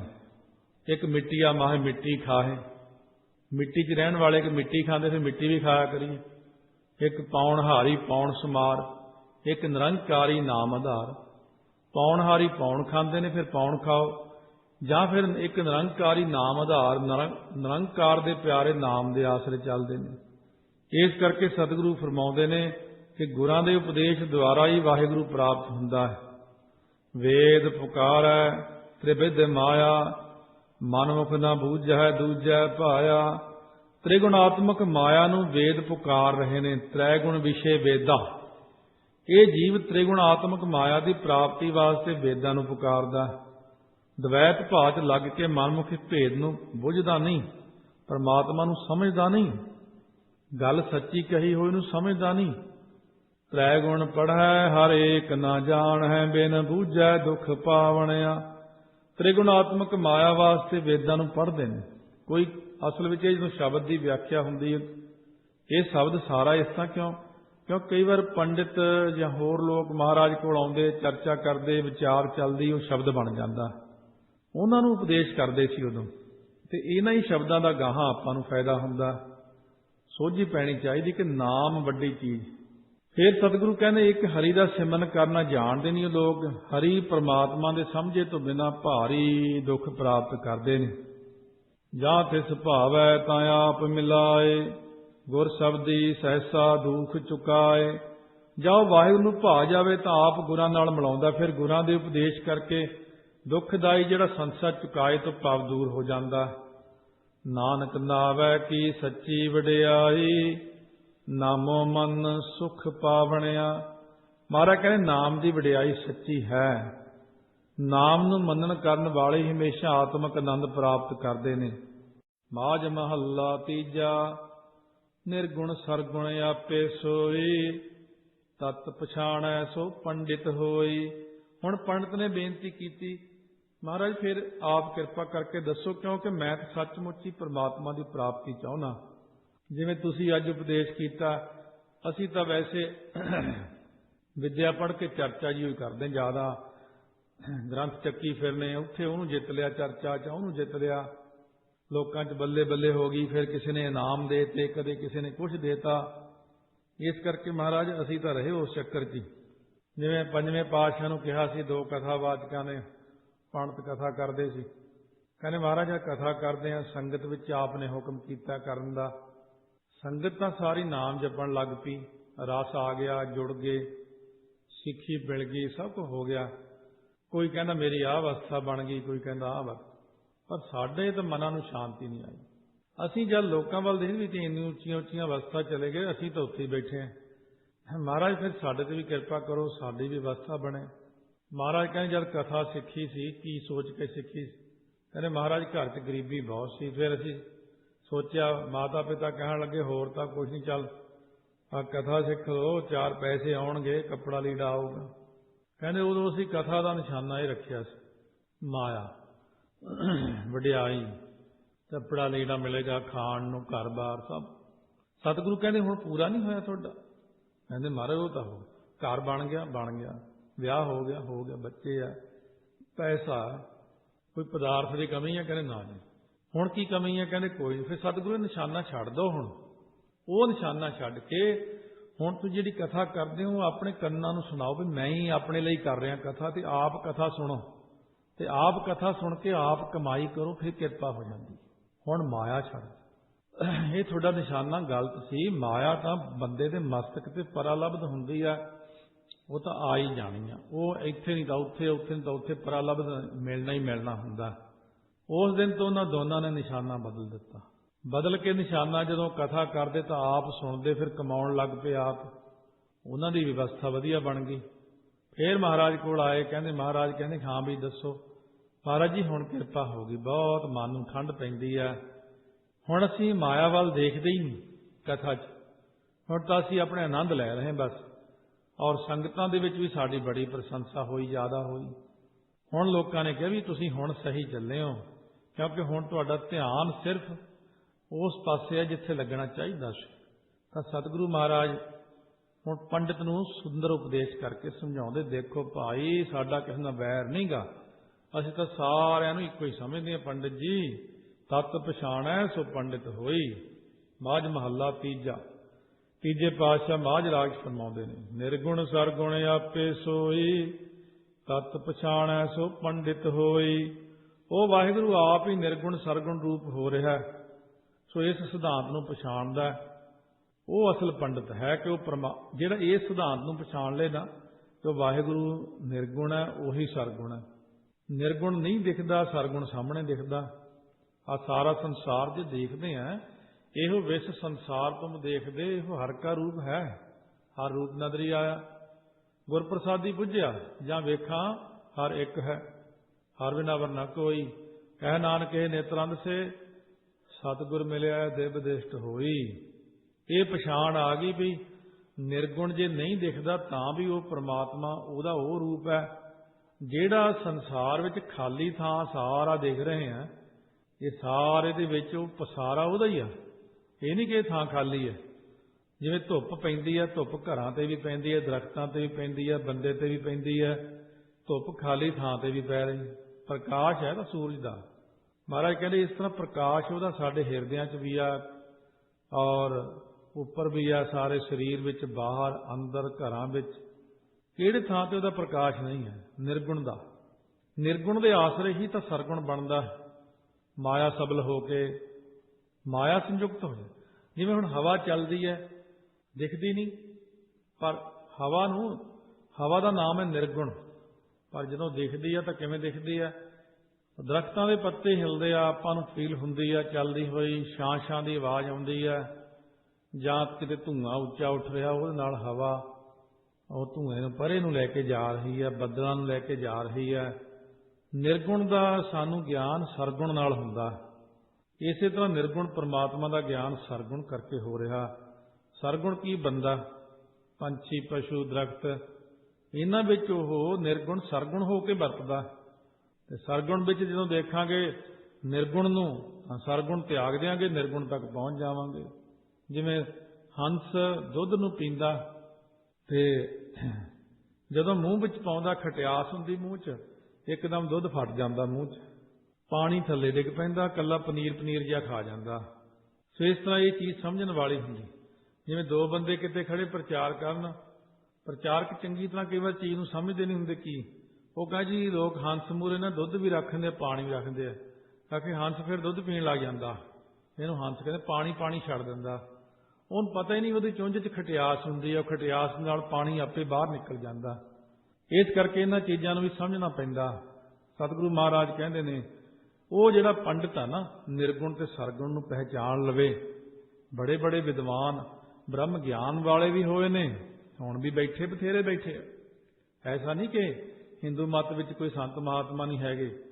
ਬਹੁਤ ਬ੍ਰਹਮ ਗਿਆਨ ਵਿੱਚ ਰਚੇ ਮਿਚੇ, ਬਹੁਤ ਰਿਸ਼ੀਕੇਸ਼ ਵਾਲੇ ਪਾਸੇ, ਹਰਿਦੁਆਰ ਵਾਲੇ ਪਾਸੇ, ਪਰੇ ਪਹਾੜਾਂ 'ਚ ਇੰਨੇ ਜਾਣੇ ਬੈਠੇ ਨੇ, ਪਰਮਾਤਮਾ ਦਾ ਨਾਮ ਜਪ ਰਹੇ ਨੇ, ਇੱਕ ਮਿੱਕ ਹੋਏ ਬੈਠੇ ਨੇ। ਪਰ ਦੁਨੀਆ ਵੱਲ ਕਦੇ ਕਦਾਈ ਆਉਂਦੇ ਨਹੀਂ। ਸੰਸਾਰ ਤੇ ਕੁੰਭ ਦੇ ਮੇਲੇ ਤੇ ਜ਼ਿਆਦਾ ਉਤਰਦੇ ਪਹਾੜਾਂ 'ਚੋਂ। ਬਹੁਤ ਅੱਛੀਆਂ ਹਸਤੀਆਂ ਬੈਠੀਆਂ। ਸਤਿਗੁਰੂ ਮਹਾਰਾਜ ਨੇ ਜਿਨ੍ਹਾਂ ਨੂੰ ਉਪਦੇਸ਼ ਦਿੱਤਾ ਕਿ ਨਿਰਗੁਣ ਤੇ ਸਰਗੁਣ ਪ੍ਰਮਾਤਮਾ ਦੇ ਤੱਤ ਨੂੰ ਬੁੱਝ ਲਓ ਬਈ।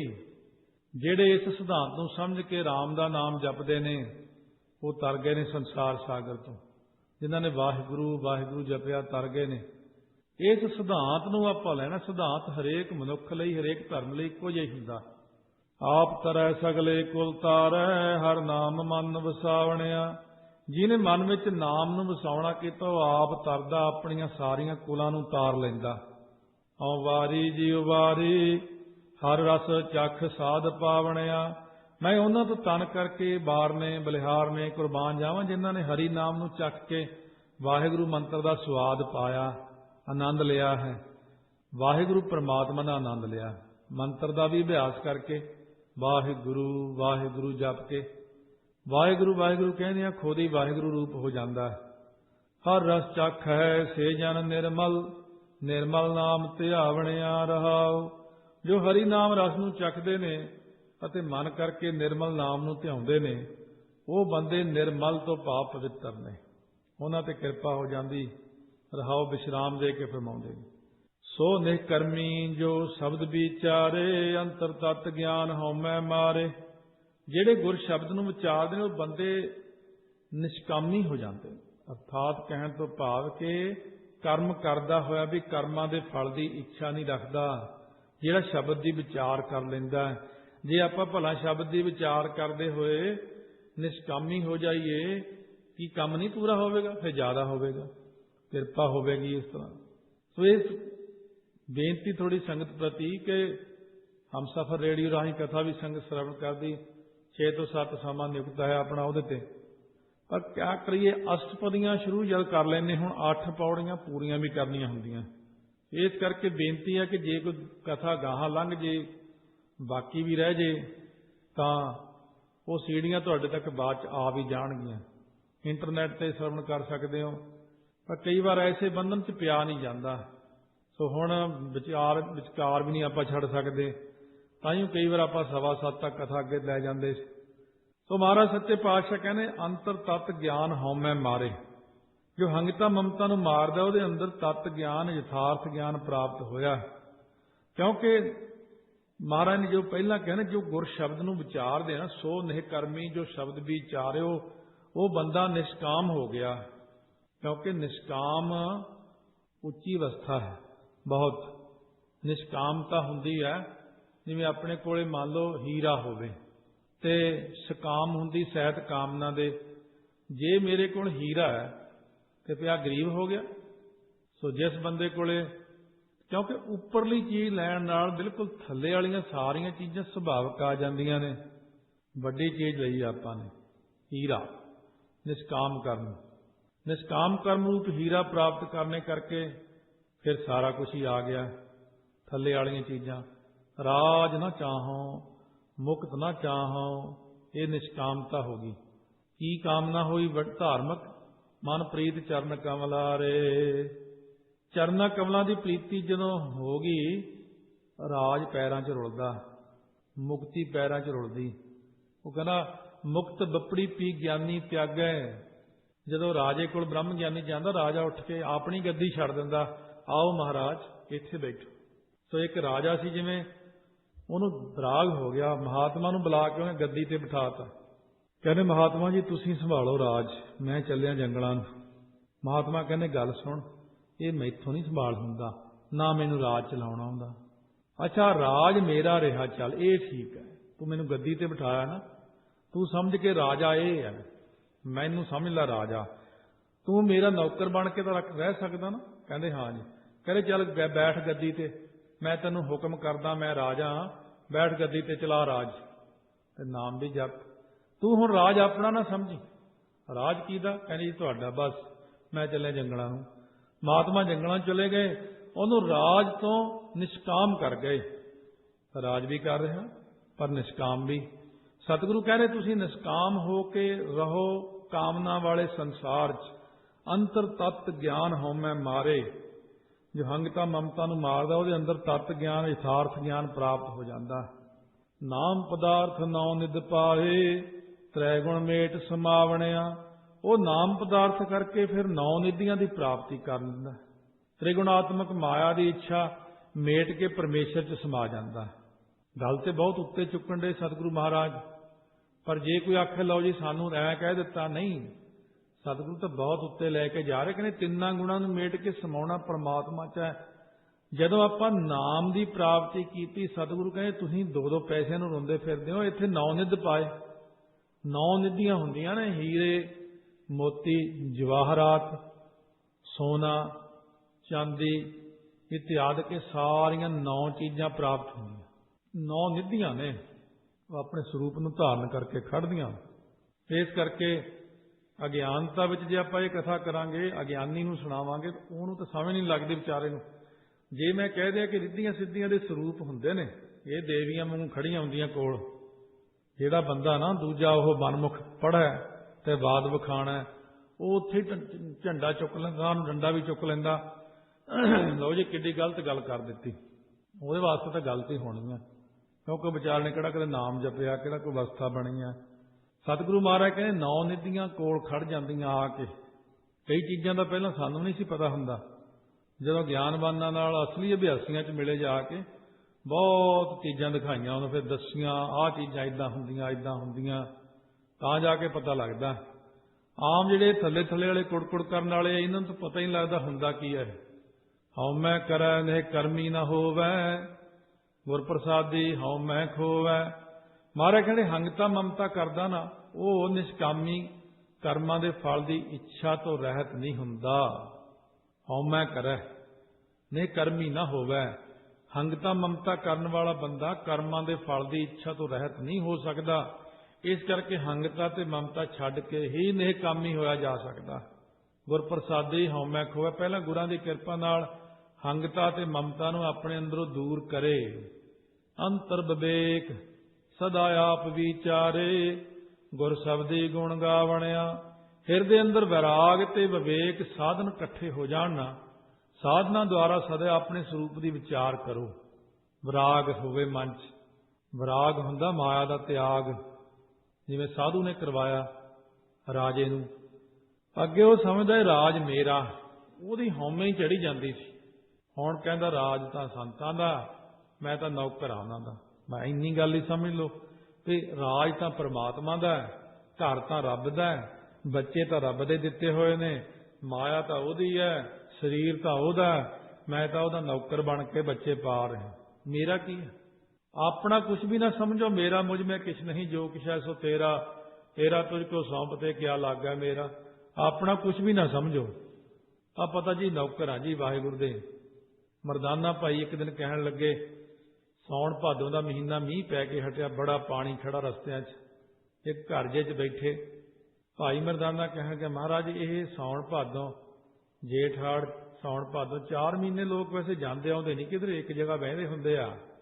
आपां भी ना बैठ जी इत्थे फिर चल रहांगे 2 महीने होर बह जांदे आ। इन्ने नूं डाकिया लंघिया, जुत्ती हत्थ च फड़ी, थैला लटकाया, पजामा मोढे ते रखिया, पानी दे विच दी लंघिया जा रहा छपड़ छपड़ करदा। महाराज कहण लगे मरदाना ओ देख वो सरकारी नौकर पिंड पिंड चिट्ठी पहुंचाउण वाला जांदा कि ना तुरिया नौकर आ ना वो कहंदा मैं चमासा जी मैं घरे बह जा। नौकरी वाला कदे देखिया? मीह तो डर गया जी घरे बह गया। वो तू देखिया कदे कि गर्मी तो डर गया? जिन्हें नौकरी करनी उसे नखरा नहीं चलता। मरदाने आपां रब दे नौकर आपां तां तुरे ही रहना, आपां तां प्रचार करना। जे आपां गर्मी सर्दी तो डर के बहन लग गए इन्नी तो दुनिया डुब जाएगी। तू अपने डुबण की गल करदा, निरंकार सब कृपा करेगा। इस करके सतगुरु महाराज कहते ने कि बिल्कुल निहकर्मी हो के गुरु की कृपा नाल वो जिहड़ी चीज़ है संसार के अंदर वंडनी है। गुर शब्दी गुण गावणिया। महाराज कहने अंतर विवेक सदा आप विचारे गुर शब्दी गुण गावणिया। हिरदे अंदर वैराग नूं विवेक नूं धारण करके अपने स्वरूप का विचार करे। विराग आउंदा कि नहीं? 9वें पातशाह की बाणी पढ़ो, चौथियां की पढ़ो, कबीर फरीद के श्लोक पढ़ो, गुण गोबिंद गायो नहीं पढ़ो तो विराग आपे आऊगा। जब कबीर की बाणी पढ़नी, फरीद की पढ़नी, बहुत विराग है उहदे विच। महाराज कहने फिर गुरां दे उपदेश करके वाहिगुरू के गुणां नूं गाउणा करे।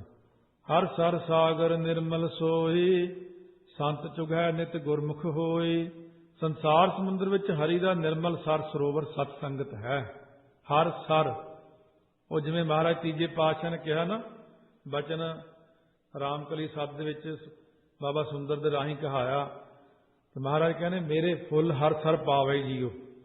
उत्थे लोग कहने महाराज ने खानी कित्थे पाउण नूं कहा? आ हर सर उही अखर है कि साध संगत रूपी सरोवर च पाउणे। महाराज कहने मेरी जिन्नी राख उत्थे सिट्टिओ जिथे संगत बहिंदी होवे, जिथे नाम जपण वाले बहिंदे होण ਉਹਦੇ उत्ते सारे बहन ताकि मैनू भी आनंद आवे। कहने हर सर सागर निर्मल सोई। ਉਹ निर्मल हरि सागर मान सरोवर दे सदर्श है। हरि सागर समुंदर दे सदर्श निर्मल ते गंभीर है। संत चुगै नित गुरमुख होई। संत गुरमुख हो के रोज शुभ गुणा रूपी मोतियां दे चोगे नूं चुगदे ने। इस्नान करੈ सदा दिन राती हौमै मैल चुकावणिया। संत महात्मा की करते इत्थे इशनान करते हैं साध संगत रूप सरोवर विच बह के। निर्मल हरि परमात्मा दे मान सरोवर च बैठ के निर्मल ते गंभीर परमात्मा ते बह के शब्द की विचार करते हैं।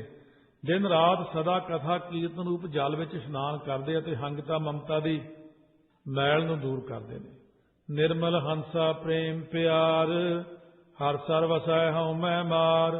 निर्मल मन वाले जिहड़े हंस ने ना तत्वेता ब्रह्म ज्ञानी महात्मा उन्हां दा प्यारे वाहिगुरू नाल प्रेम है। ਉਹ ਹਉਮੈ ਨੂੰ ਮਾਰ ਕੇ ਵਾਹਿਗੁਰੂ ਦਾ ਜਿਹੜਾ ਸਾਰ ਹੈ ਨਾ, ਸਰੋਵਰ ਹਰ ਸਰ ਵਸੈ ਹਉਮੈ ਮਾਰ। ਇਹ ਦੇਖੋ ਤੀਜੇ ਪਾਤਸ਼ਾਹ ਦੀ ਬਾਣੀ ਹੈ। ਤੀਜੇ ਪਾਤਸ਼ਾਹ ਵੇਲੇ ਇਹੀ ਅੱਖਰ ਸੀਗਾ ਸੰਗਤ ਵਾਸਤੇ, ਹਰ ਸਰ। ਸੰਗਤ ਜਿਹੜਾ ਉਹ ਹਰੀ ਦਾ ਸਰੋਵਰ ਹੈ। ਹਰੀ ਰੂਪ ਸਰ ਸਰੋਵਰ ਚ ਵਸਦੇ ਰੱਬ ਦੇ ਪਿਆਰੇ। ਨਿਰਮਲ ਹੰਸਾ ਪ੍ਰੇਮ ਪਿਆਰ ਹਰ ਸਰ ਵਸੈ ਹਉਮੈ ਮਾਰ। ਐਨ ਸਪ੍ਰੀਤ ਸ਼ਬਦ ਸੱਚ ਹੈ ਹਰ ਸਰ ਵਾਸਾ ਪਾਵਣਿਆ। ਜਿਨ੍ਹਾਂ ਦੀ ਦਿਨ ਰਾਤ ਸੱਚੇ ਗੁਰਾਂ ਦੇ ਉਪਦੇਸ਼ ਵਿੱਚ ਬਣੀ ਰਹਿੰਦੀ ਨਾ ਪ੍ਰੀਤੀ, ਉਹ ਹਰੀ ਰੂਪ ਸਰੋਵਰ ਵਿੱਚ ਵਾਸਾ ਪਾਉਂਦੇ ਨੇ। ਮਨਮੁਖ ਸਦਾ ਬੱਗ ਮੈਲ ਹਉਮੈ ਮਲ ਲਾਈ। ਇਸਨਾਨ ਕਰੈ ਪਰ ਮੈਲ ਨਾ ਜਾਈ। ਕਿ ਮਹਾਰਾਜ ਕਹਿੰਦੇ ਜਿਹੜਾ ਮਨਮੁਖ ਰੂਪੀ ਬਗਲਾ ਸਦਾ ਮੈਲਾ ਹੀ ਰਹਿੰਦਾ। ਦੇਖਣ ਨੂੰ ਚਿੱਟਾ, ਅੰਦਰੋਂ ਮੈਲਾ, ਜੀਉ ਮੈਲੇ ਬਾਹਰੋਂ ਨਿਰਮਲ ਹੈ ਉਹ। ਕਿਉਂਕਿ ਉਹਨੇ ਆਪਣੇ ਮਨ ਨੂੰ ਹਉਮੈ ਰੂਪ ਮੈਲ ਲਾਈ ਹੋਈ ਹੈ। ਤੀਰਥਾਂ ਉੱਪਰ ਭਾਵੇਂ ਕਿਤਨਾ ਹੀ ਇਸ਼ਨਾਨ ਕਰਦਾ, ਪਰ ਉਹਦੀ ਹਉਮੈ ਦੀ ਮੈਲ ਨਹੀਂ ਜਾਂਦੀ, ਉਲਟਾ ਵਧੀ ਜਾਂਦੀ ਹੋਰ। ਕਿਉਂਕਿ ਉਹਨੇ ਉਹ ਮੂਲ ਚੀਜ਼ ਨਹੀਂ ਨਾ ਕੱਟੀ ਪਹਿਲਾਂ। ਗਿਆ ਸੀ ਹਉਮੈ ਨੂੰ ਸਾਫ਼ ਕਰਨ, ਹੋਰ ਹਉਮੈ ਵਧਾ ਲਿਆ। ਜੀਵਤ ਮਰੈ ਗੁਰ ਸ਼ਬਦ ਵਿਚਾਰੈ ਹਉਮੈ ਮੈਲ ਚੁਕਾਵਣਿਆ। ਗੁਰੂ ਉਪਦੇਸ਼ ਨੂੰ ਵਿਚਾਰ ਕੇ ਜੀਵਤ ਭਾਵ ਤੋਂ ਮਰ ਜਾਵੇ ਤਾਂ ਹਉਮੈ ਦੀ ਮੈਲ ਨੂੰ ਦੂਰ ਕਰਦਾ। ਗੁਰੂ ਦੇ ਉਪਦੇਸ਼ ਦੁਆਰਾ ਵਿਚਾਰ ਕੇ ਨਾ ਗੁਰੂ ਉਪਦੇਸ਼ ਨੂੰ ਜੀਵਤ ਭਾਵ ਤੋਂ ਮਰ ਜਾਵੇ ਬੰਦਾ, ਆਪਣੇ ਆਪ ਨੂੰ ਮਾਰ ਲਵੇ ਕਿ ਮੈਂ ਵੀ ਹਾਂ। ਮਹਾਰਾਜ ਕਹਿੰਦੇ ਤੂੰ ਆਪ ਖਤਮ ਹੋ ਜਾ, ਤੂੰ ਰਹਿਣ ਦੇ, ਤੂੰ ਸਿਆਣਾ ਨਹੀਂ ਹੈ। ਆਪਣੇ ਆਪ ਨੂੰ ਖਤਮ ਕਰ ਤੇ ਸਿਰਫ ਆਪਣੇ ਅੰਦਰ ਗੁਰੂ ਨੂੰ ਬਿਠਾ, ਗੁਰੂ ਦੇ ਸ਼ਬਦ ਨੂੰ ਬਿਠਾ। ਸ਼ਬਦ ਤੈਨੂੰ ਸੋਝੀ ਪਾਵੇਗਾ, ਸ਼ਬਦ ਤੈਨੂੰ ਰਸਤਾ ਦਿਖਾਵੇਗਾ, ਸ਼ਬਦ ਤੈਨੂੰ ਚਾਨਣ ਦੇਵੇਗਾ। ਆਪਣੀ ਮਤ ਨਾ ਵਰਤ। ਰਤਨ ਪਦਾਰਥ ਘਰ ਤੇ ਪਾਇਆ ਪੂਰਾ ਸਤਿਗੁਰ ਸ਼ਬਦ ਸੁਣਾਇਆ। ਜਦੋਂ ਪੂਰਿਆ ਸਤਿਗੁਰਾਂ ਨੇ ਉਪਦੇਸ਼ ਸੁਣਾਇਆ ਤਾਂ ਵੈਰਾਗ ਰੂਪ ਰਤਨ ਪਦਾਰਥ ਨੂੰ ਹਿਰਦੇ ਘਰ ਚ ਪਾ ਲਿਆ। ਉਹਦੇ ਕਰਕੇ ਅੱਗੇ ਨਾਮ ਰੂਪ ਰਤਨ ਮਿਲ ਗਿਆ। ਉਹਦੇ ਕਰਕੇ ਸਾਰੇ ਰਤਨ ਪ੍ਰਗਟ ਹੋ ਗਏ। ਰਤਨ ਕੋਠੜੀ ਖੁੱਲੀ ਅਨੂਪਾ, ਸਤਿਗੁਰ ਸ਼ਬਦ ਉਜਾਰੋ ਦੀਪਾ। ਉਹ ਜਦ ਗੁਰਾਂ ਨੇ ਖੋਲਿਆ ਭੰਡਾਰ, ਉਹ ਜਿਵੇਂ ਸਿੱਖ ਨੇ ਭੇਟਾ ਕੀਤਾ ਸੀ ਪਾਰਸ ਦੀ ਵੱਟੀ 10ਵੇਂ ਪਾਤਸ਼ਾਹ ਨੂੰ, ਕਹਿੰਦਾ ਲਓ ਜੀ ਬਣਾ ਕੇ ਸੋਨਾ ਸਾਰੇ ਸਿੰਘਾਂ ਨੂੰ ਰੋਟੀ ਖਵਾਇਆ ਕਰੋ। ਮਹਾਰਾਜ ਕਹਿੰਦਾ ਮੈਂ ਪਰਖ ਲਿਆ, ਖਾਲਸੇ ਨੂੰ ਪਰਖ ਰਿਹਾ, ਇਹ ਨਵਾਂ ਹੀ ਆ ਗਿਆ ਪਾਰਸ ਦੀ ਵੱਟੀ ਦੇਣ ਵਾਲਾ। ਸਤਿਗੁਰੂ ਨੇ ਵਗਾ ਕੇ ਉਹ ਪਾਣੀ ਚ ਮਾਰੀ ਉੱਥੇ ਛੱਪੜੀ ਜੀ ਚ। ਉਹ ਮਹਾਰਾਜ ਜੀ ਤੁਸੀਂ ਤਾਂ ਬਹੁਤ ਮਾੜਾ ਕੀਤਾ, ਦੇਖੋ ਇੰਨੀ ਚੀਜ਼ ਕੀਮਤੀ ਸੁੱਟਤੀ ਮੇਰੀ। ਮਹਾਰਾਜ ਕਹਿੰਦੇ ਕੱਢ ਲੈ ਫਿਰ ਆਪਣੀ, ਤੂੰ ਵੱਟੀ ਕੱਢ ਲਿਆ ਜਾ, ਅਸੀਂ ਲੈਣੀ। ਜਦ ਵਿੱਚ ਵੜਿਆ ਅੰਦਰ ਏਡੇ ਏਡੇ ਪਾਰਸ ਦੇ ਪੱਥਰ ਪਏ, ਮੁੜਿਆ ਆਇਆ, ਚਰਨੀ ਪੈ ਗਿਆ। ਸਤਿਗੁਰੂ ਕਹਿੰਦੇ ਹੁਣ ਕੱਢ ਕੇ ਲਿਆਇਆ? ਕਹਿੰਦੇ ਮਹਾਰਾਜ ਤੁਸੀਂ ਧੰਨ ਹੋ, ਤੁਹਾਡੇ ਕੋਲ ਇੰਨਾ ਕੁਝ ਤੁਸੀਂ ਵਰਤਦੇ ਨਹੀਂ। ਕਹਿੰਦੇ ਮੈਂ ਖਾਲਸੇ ਨੂੰ ਸ਼ੁੱਧ ਕਰ ਰਿਹਾ, ਇਹਨਾਂ ਨੂੰ ਮੈਂ ਬਚਾ ਰਿਹਾ ਮਾਇਆ ਤੋਂ। ਸਤਿਗੁਰੂ ਕਹਿੰਦੇ ਰਤਨ ਪਦਾਰਥ ਘਰ ਹੀ ਮਾਹੀ। ਘਰ ਦੇ ਵਿੱਚ ਹੀ ਰਤਨ ਪਦਾਰਥ, ਨਾਮ ਰੂਪ ਰਤਨ ਪਦਾਰਥ ਘਰ 'ਚ ਹੀ ਹੈ, ਅੰਦਰੋਂ ਹੀ ਮੈਂ ਪ੍ਰਾਪਤ ਕਰ ਲਿਆ, ਬਾਹਰ ਜਾਣ ਦੀ ਲੋੜ ਨਹੀਂ। ਰਤਨ ਪਦਾਰਥ ਘਟ ਹੀ ਮਾਹੀ ਵੀ ਲਿਖਿਆ। ਗੁਰ ਪ੍ਰਸਾਦ ਮਿਟਿਆ ਅੰਧਿਆਰਾ, ਘਟ ਚਾਨਣ ਆਪ ਪਛਾਨਣਿਆ। ਗੁਰਾਂ ਦੀ ਕਿਰਪਾ ਕਰਕੇ ਘਟ ਹਿਰਦੇ 'ਚ ਗਿਆਨ ਦਾ ਚਾਨਣ ਹੋ ਗਿਆ, ਆਪਣੇ ਸਰੂਪ ਨੂੰ ਪਛਾਣ ਲਿਆ, ਅਗਿਆਨ ਰੂਪ ਹਨੇਰਾ ਮਿਟ ਗਿਆ। ਰਾਤ ਵਾਲੀ ਕਥਾ 'ਚ ਇਹੀ ਦੱਸਿਆ ਸੀ ਨਾ ਰਾਏ ਬਲਾਰ ਨੂੰ, ਇਸੇ ਨੂੰ ਕਹਿੰਦੇ ਸਰੂਪ ਦੀ ਪਛਾਣ ਕਰਨੀ। ਮੈਂ ਸਰੀਰ ਵੀ ਨਹੀਂ, ਮੈਂ ਇੰਦਰੀਆਂ ਵੀ ਨਹੀਂ, ਮੈਂ ਪ੍ਰਾਣ ਵੀ ਨਹੀਂ, ਮੈਂ ਮਨ ਵੀ ਨਹੀਂ, ਮੈਂ ਬੁੱਧੀ ਵੀ ਨਹੀਂ। ਮੈਂ ਕੀ ਹਾਂ? ਮੈਂ ਉਹ ਹਾਂ, ਮੈਂ ਜਿਹੜਾ ਇਹਨਾਂ ਸਾਰਿਆਂ ਨੂੰ ਚਲਾਉਣਾ। ਮੈਂ ਬੁੱਧੀ ਨੂੰ ਚਲਾਉਣਾ, ਮੈਂ ਮਨ ਨੂੰ ਚਲਾਉਣਾ ਬੈਠਾ, ਮੈਂ ਇੰਦਰੀਆਂ ਨੂੰ ਚਲਾ ਰਿਹਾ, ਮੈਂ ਪ੍ਰਾਣਾਂ ਨੂੰ ਚਲਾ ਰਿਹਾ, ਮੈਂ ਸਰੀਰ ਨੂੰ ਚਲਾ ਰਿਹਾ। ਮੈਂ ਕੌਣ? ਆਤਮਾ। ਕਹਿੰਦੇ ਜਦ ਤੂੰ ਆਪਣੇ ਆਪ ਨੂੰ ਆਤਮਾ ਸਮਝ ਕੇ ਸਿਮਰਨ ਕਰੇਗਾ ਤੂੰ ਬ੍ਰਹਮ ਗਿਆਨੀ। ਬ੍ਰਹਮ ਗਿਆਨੀ ਇਹੀ ਆ। ਸਤਿਗੁਰੂ ਮਹਾਰਾਜ ਇੱਥੇ ਬ੍ਰਹਮ ਗਿਆਨ ਹੀ ਦੇ ਰਹੇ ਨੇ। ਗੁਰ ਪ੍ਰਸਾਦ ਮਿਟਿਆ ਅੰਧਿਆਰਾ, ਘਟ ਚਾਨਣ ਆਪ ਪਛਾਨਣਿਆ। ਫਿਰ ਅੰਦਰ ਅਗਿਆਨ ਦਾ ਹਨੇਰਾ ਮਿਟ ਕੇ ਪ੍ਰਕਾਸ਼ ਹੋ ਗਿਆ। ਆਪੋ ਪਾਏ ਤਾਂ ਆਪੇ ਵੇਖੈ, ਸਤਿਗੁਰ ਸੇਵੈ ਸੋ ਜਨ ਲੇਖੈ। ਪਰਮੇਸ਼ਰ ਆਪੇ ਪੈਦਾ ਕਰਦਾ, ਆਪ ਹੀ ਜੀਵਾਂ ਦੇ ਕਰਮਾਂ ਨੂੰ ਦੇਖਦਾ। ਜੋ ਸਤਿਗੁਰਾਂ ਦੀ ਸੇਵਾ ਕਰਦਾ ਉਹੀ ਬੰਦਾ ਲੇਖੇ 'ਚ ਹੈ। ਉਹਦਾ ਹੀ ਜਨਮ ਮਰਨ ਜਿਹੜਾ ਸਫਲਾ ਹੋਇਆ, ਉਹਦੇ ਉੱਤੇ ਗੁਰੂ ਸਾਹਿਬ ਦੀ ਕਿਰਪਾ ਹੋ ਗਈ ਹੈ। ਨਾਨਕ ਨਾਮ ਵਸੈ ਘਟ ਅੰਤਰ, ਗੁਰ ਕਿਰਪਾ ਤੇ ਪਾਵਣਿਆ। ਮਹਾਰਾਜ ਫਰਮਾਉਂਦੇ ਗੁਰਮੁਖਾਂ ਦੇ ਹਿਰਦੇ ਅੰਦਰ ਨਾਮ ਵਸਦਾ, ਪਰ ਗੁਰਾਂ ਦੀ ਕਿਰਪਾ ਨਾਲ ਹੀ ਨਾਮ ਪ੍ਰਾਪਤ ਕੀਤਾ ਉਹਨਾਂ ਨੇ। ਉਹਨਾਂ ਨੂੰ ਨਾਮ ਵੈਸੇ ਹੀ ਨਹੀਂ ਮਿਲ ਗਿਆ, ਉਹਨਾਂ ਨੂੰ ਸਤਿਗੁਰ ਦੀ ਕਿਰਪਾ ਨਾਲ ਨਾਮ ਦੀ ਪ੍ਰਾਪਤੀ ਹੋ ਗਈ। ਉਹਨਾਂ ਦੇ ਹਿਰਦੇ 'ਚ ਨਾਮ ਦਾ ਵਾਸਾ ਹੋ ਗਿਆ। ਇਦੋਂ ਉੱਤੇ ਗਿਆਨ ਜੇ ਦੁਨੀਆ 'ਚ ਕੋਈ ਦਿੰਦਾ ਆਪਾਂ ਉੱਥੇ ਚੱਲਦੇ ਹਾਂ। ਪਰ ਇਸ ਤੋਂ ਸਭ ਥੱਲੇ ਹੀ ਥੱਲੇ ਦਾ ਲੋਕੀ ਤੇ ਵਿਕਾਰਾਂ ਦਾ ਗਿਆਨ ਦਿੰਦੇ ਨੇ। ਵਿਕਾਰਾਂ ਦਾ ਗਿਆਨ, ਜੇ ਨਕਲੀ ਗੁਰੂ ਇਹ ਵਿਕਾਰਾਂ ਵੱਲ ਲਾਉਂਦੇ ਨੇ, ਉਹ ਕੋਈ ਗਿਆਨ ਥੋੜ੍ਹੀ ਦਿੰਦੇ ਨੇ, ਵਿਕਾਰਾਂ ਵੱਲ ਲਾਉਂਦੇ ਨੇ। ਕਿ ਉਹਨੂੰ ਪਤਾ ਜੇ ਕੋਈ ਸ਼ਰਾਬੀ ਉਹਨੂੰ ਉੱਥੇ ਬੋਤਲ ਦਿਓ, ਵਿਕਾਰੀ ਨੂੰ ਹੋਰ ਕੁਝ ਦਿਓ। ਵਿਕਾਰੀਆਂ ਨੂੰ ਇਸਤਰੀਆਂ ਦੇ ਦਿੰਦੇ ਨੇ, ਮੀਟ ਖਾਣ ਵਾਲਿਆਂ ਨੂੰ ਮੀਟ ਦੇ ਦਿੰਦੇ ਨੇ, ਫੀਮ ਖਾਣ ਨੂੰ ਫੀਮ ਦੇਤੀ, ਭੁੱਕੀ ਵਾਲੇ ਨੂੰ ਭੁੱਕੀ ਦੇਤੀ। ਲੋਕ ਕਹਿੰਦੇ ਲੈ ਵੀ ਉਹ ਬਾਬਾ ਬੜਾ ਵਧੀਆ, ਉਹ ਗੁਰੂ ਬੜਾ ਚੰਗਾ, ਉਹ ਮੇਰਾ ਖਿਆਲ ਰੱਖਦਾ। ਔਰ ਇਹ ਨਹੀਂ ਪਤਾ ਕਿ ਨਰਕਾਂ ਨੂੰ ਲਈ ਜਾਂਦਾ। ਪਰ ਧੰਨ ਗੁਰੂ ਗ੍ਰੰਥ ਸਾਹਿਬ ਮਹਾਰਾਜ ਤਾਂ ਬਹੁਤ ਉੱਤੇ ਲੈ ਜਾਂਦੇ ਨੇ। ਸੰਸਾਰ ਦੇ ਗੁਰੂ ਲੋਕਾਂ ਨੂੰ ਸਰੀਰ ਤੱਕ ਸੀਮਤ ਰੱਖਦੇ, ਇੰਦਰੀਆਂ ਦੇ ਸਵਾਦਾਂ 'ਚ ਪਾ ਦਿੰਦੇ ਨੇ। ਬਸ ਦੋ ਹੀ ਗੱਲਾਂ ਉਹਨਾਂ ਕੋਲੇ। ਪਰ ਸਤਿਗੁਰੂ ਕਹਿੰਦੇ ਪ੍ਰਾਣਾਂ ਤੋਂ ਉੱਤੇ ਉੱਠ ਕੇ, ਮਨ ਤੋਂ ਉੱਤੇ ਉੱਠ ਕੇ, ਬੁੱਧੀ ਤੋਂ ਉੱਤੇ ਉੱਠ ਕੇ ਆਤਮਾ 'ਚ ਆ ਜਾ, ਤੇ ਆਤਮਾ ਹੀ ਪ੍ਰਮਾਤਮਾ ਹੈ। ਆਪਾਂ ਆਤਮਿਕ ਰੂਪ ਹੋ ਕੇ ਪ੍ਰਮਾਤਮਾ ਨਾਲ ਵਿਵਾਹ ਕਰਨਾ ਹੈ। ਆਪਣਾ ਵਿਵਾਹ ਹੋਆ ਮੇਰੇ ਬਾਬਲਾ ਗੁਰਮੁਖੇ ਹਰ ਪਾਇਆ। ਆਤਮਾ ਤੇ ਪ੍ਰਮਾਤਮਾ ਇੱਕ ਕਰ ਦੇਣੇ ਨੇ ਨਾਮ ਸਿਮਰਨ ਦੇ ਆਸਰੇ। ਵਾਹਿਗੁਰੂ ਵਾਹਿਗੁਰੂ ਵਾਹਿਗੁਰੂ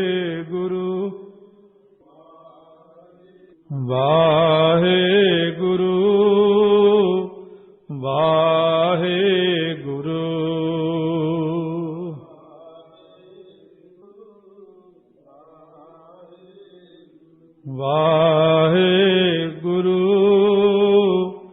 ਵਾਹਿਗੁਰੂ ਵਾਹਿਗੁਰੂ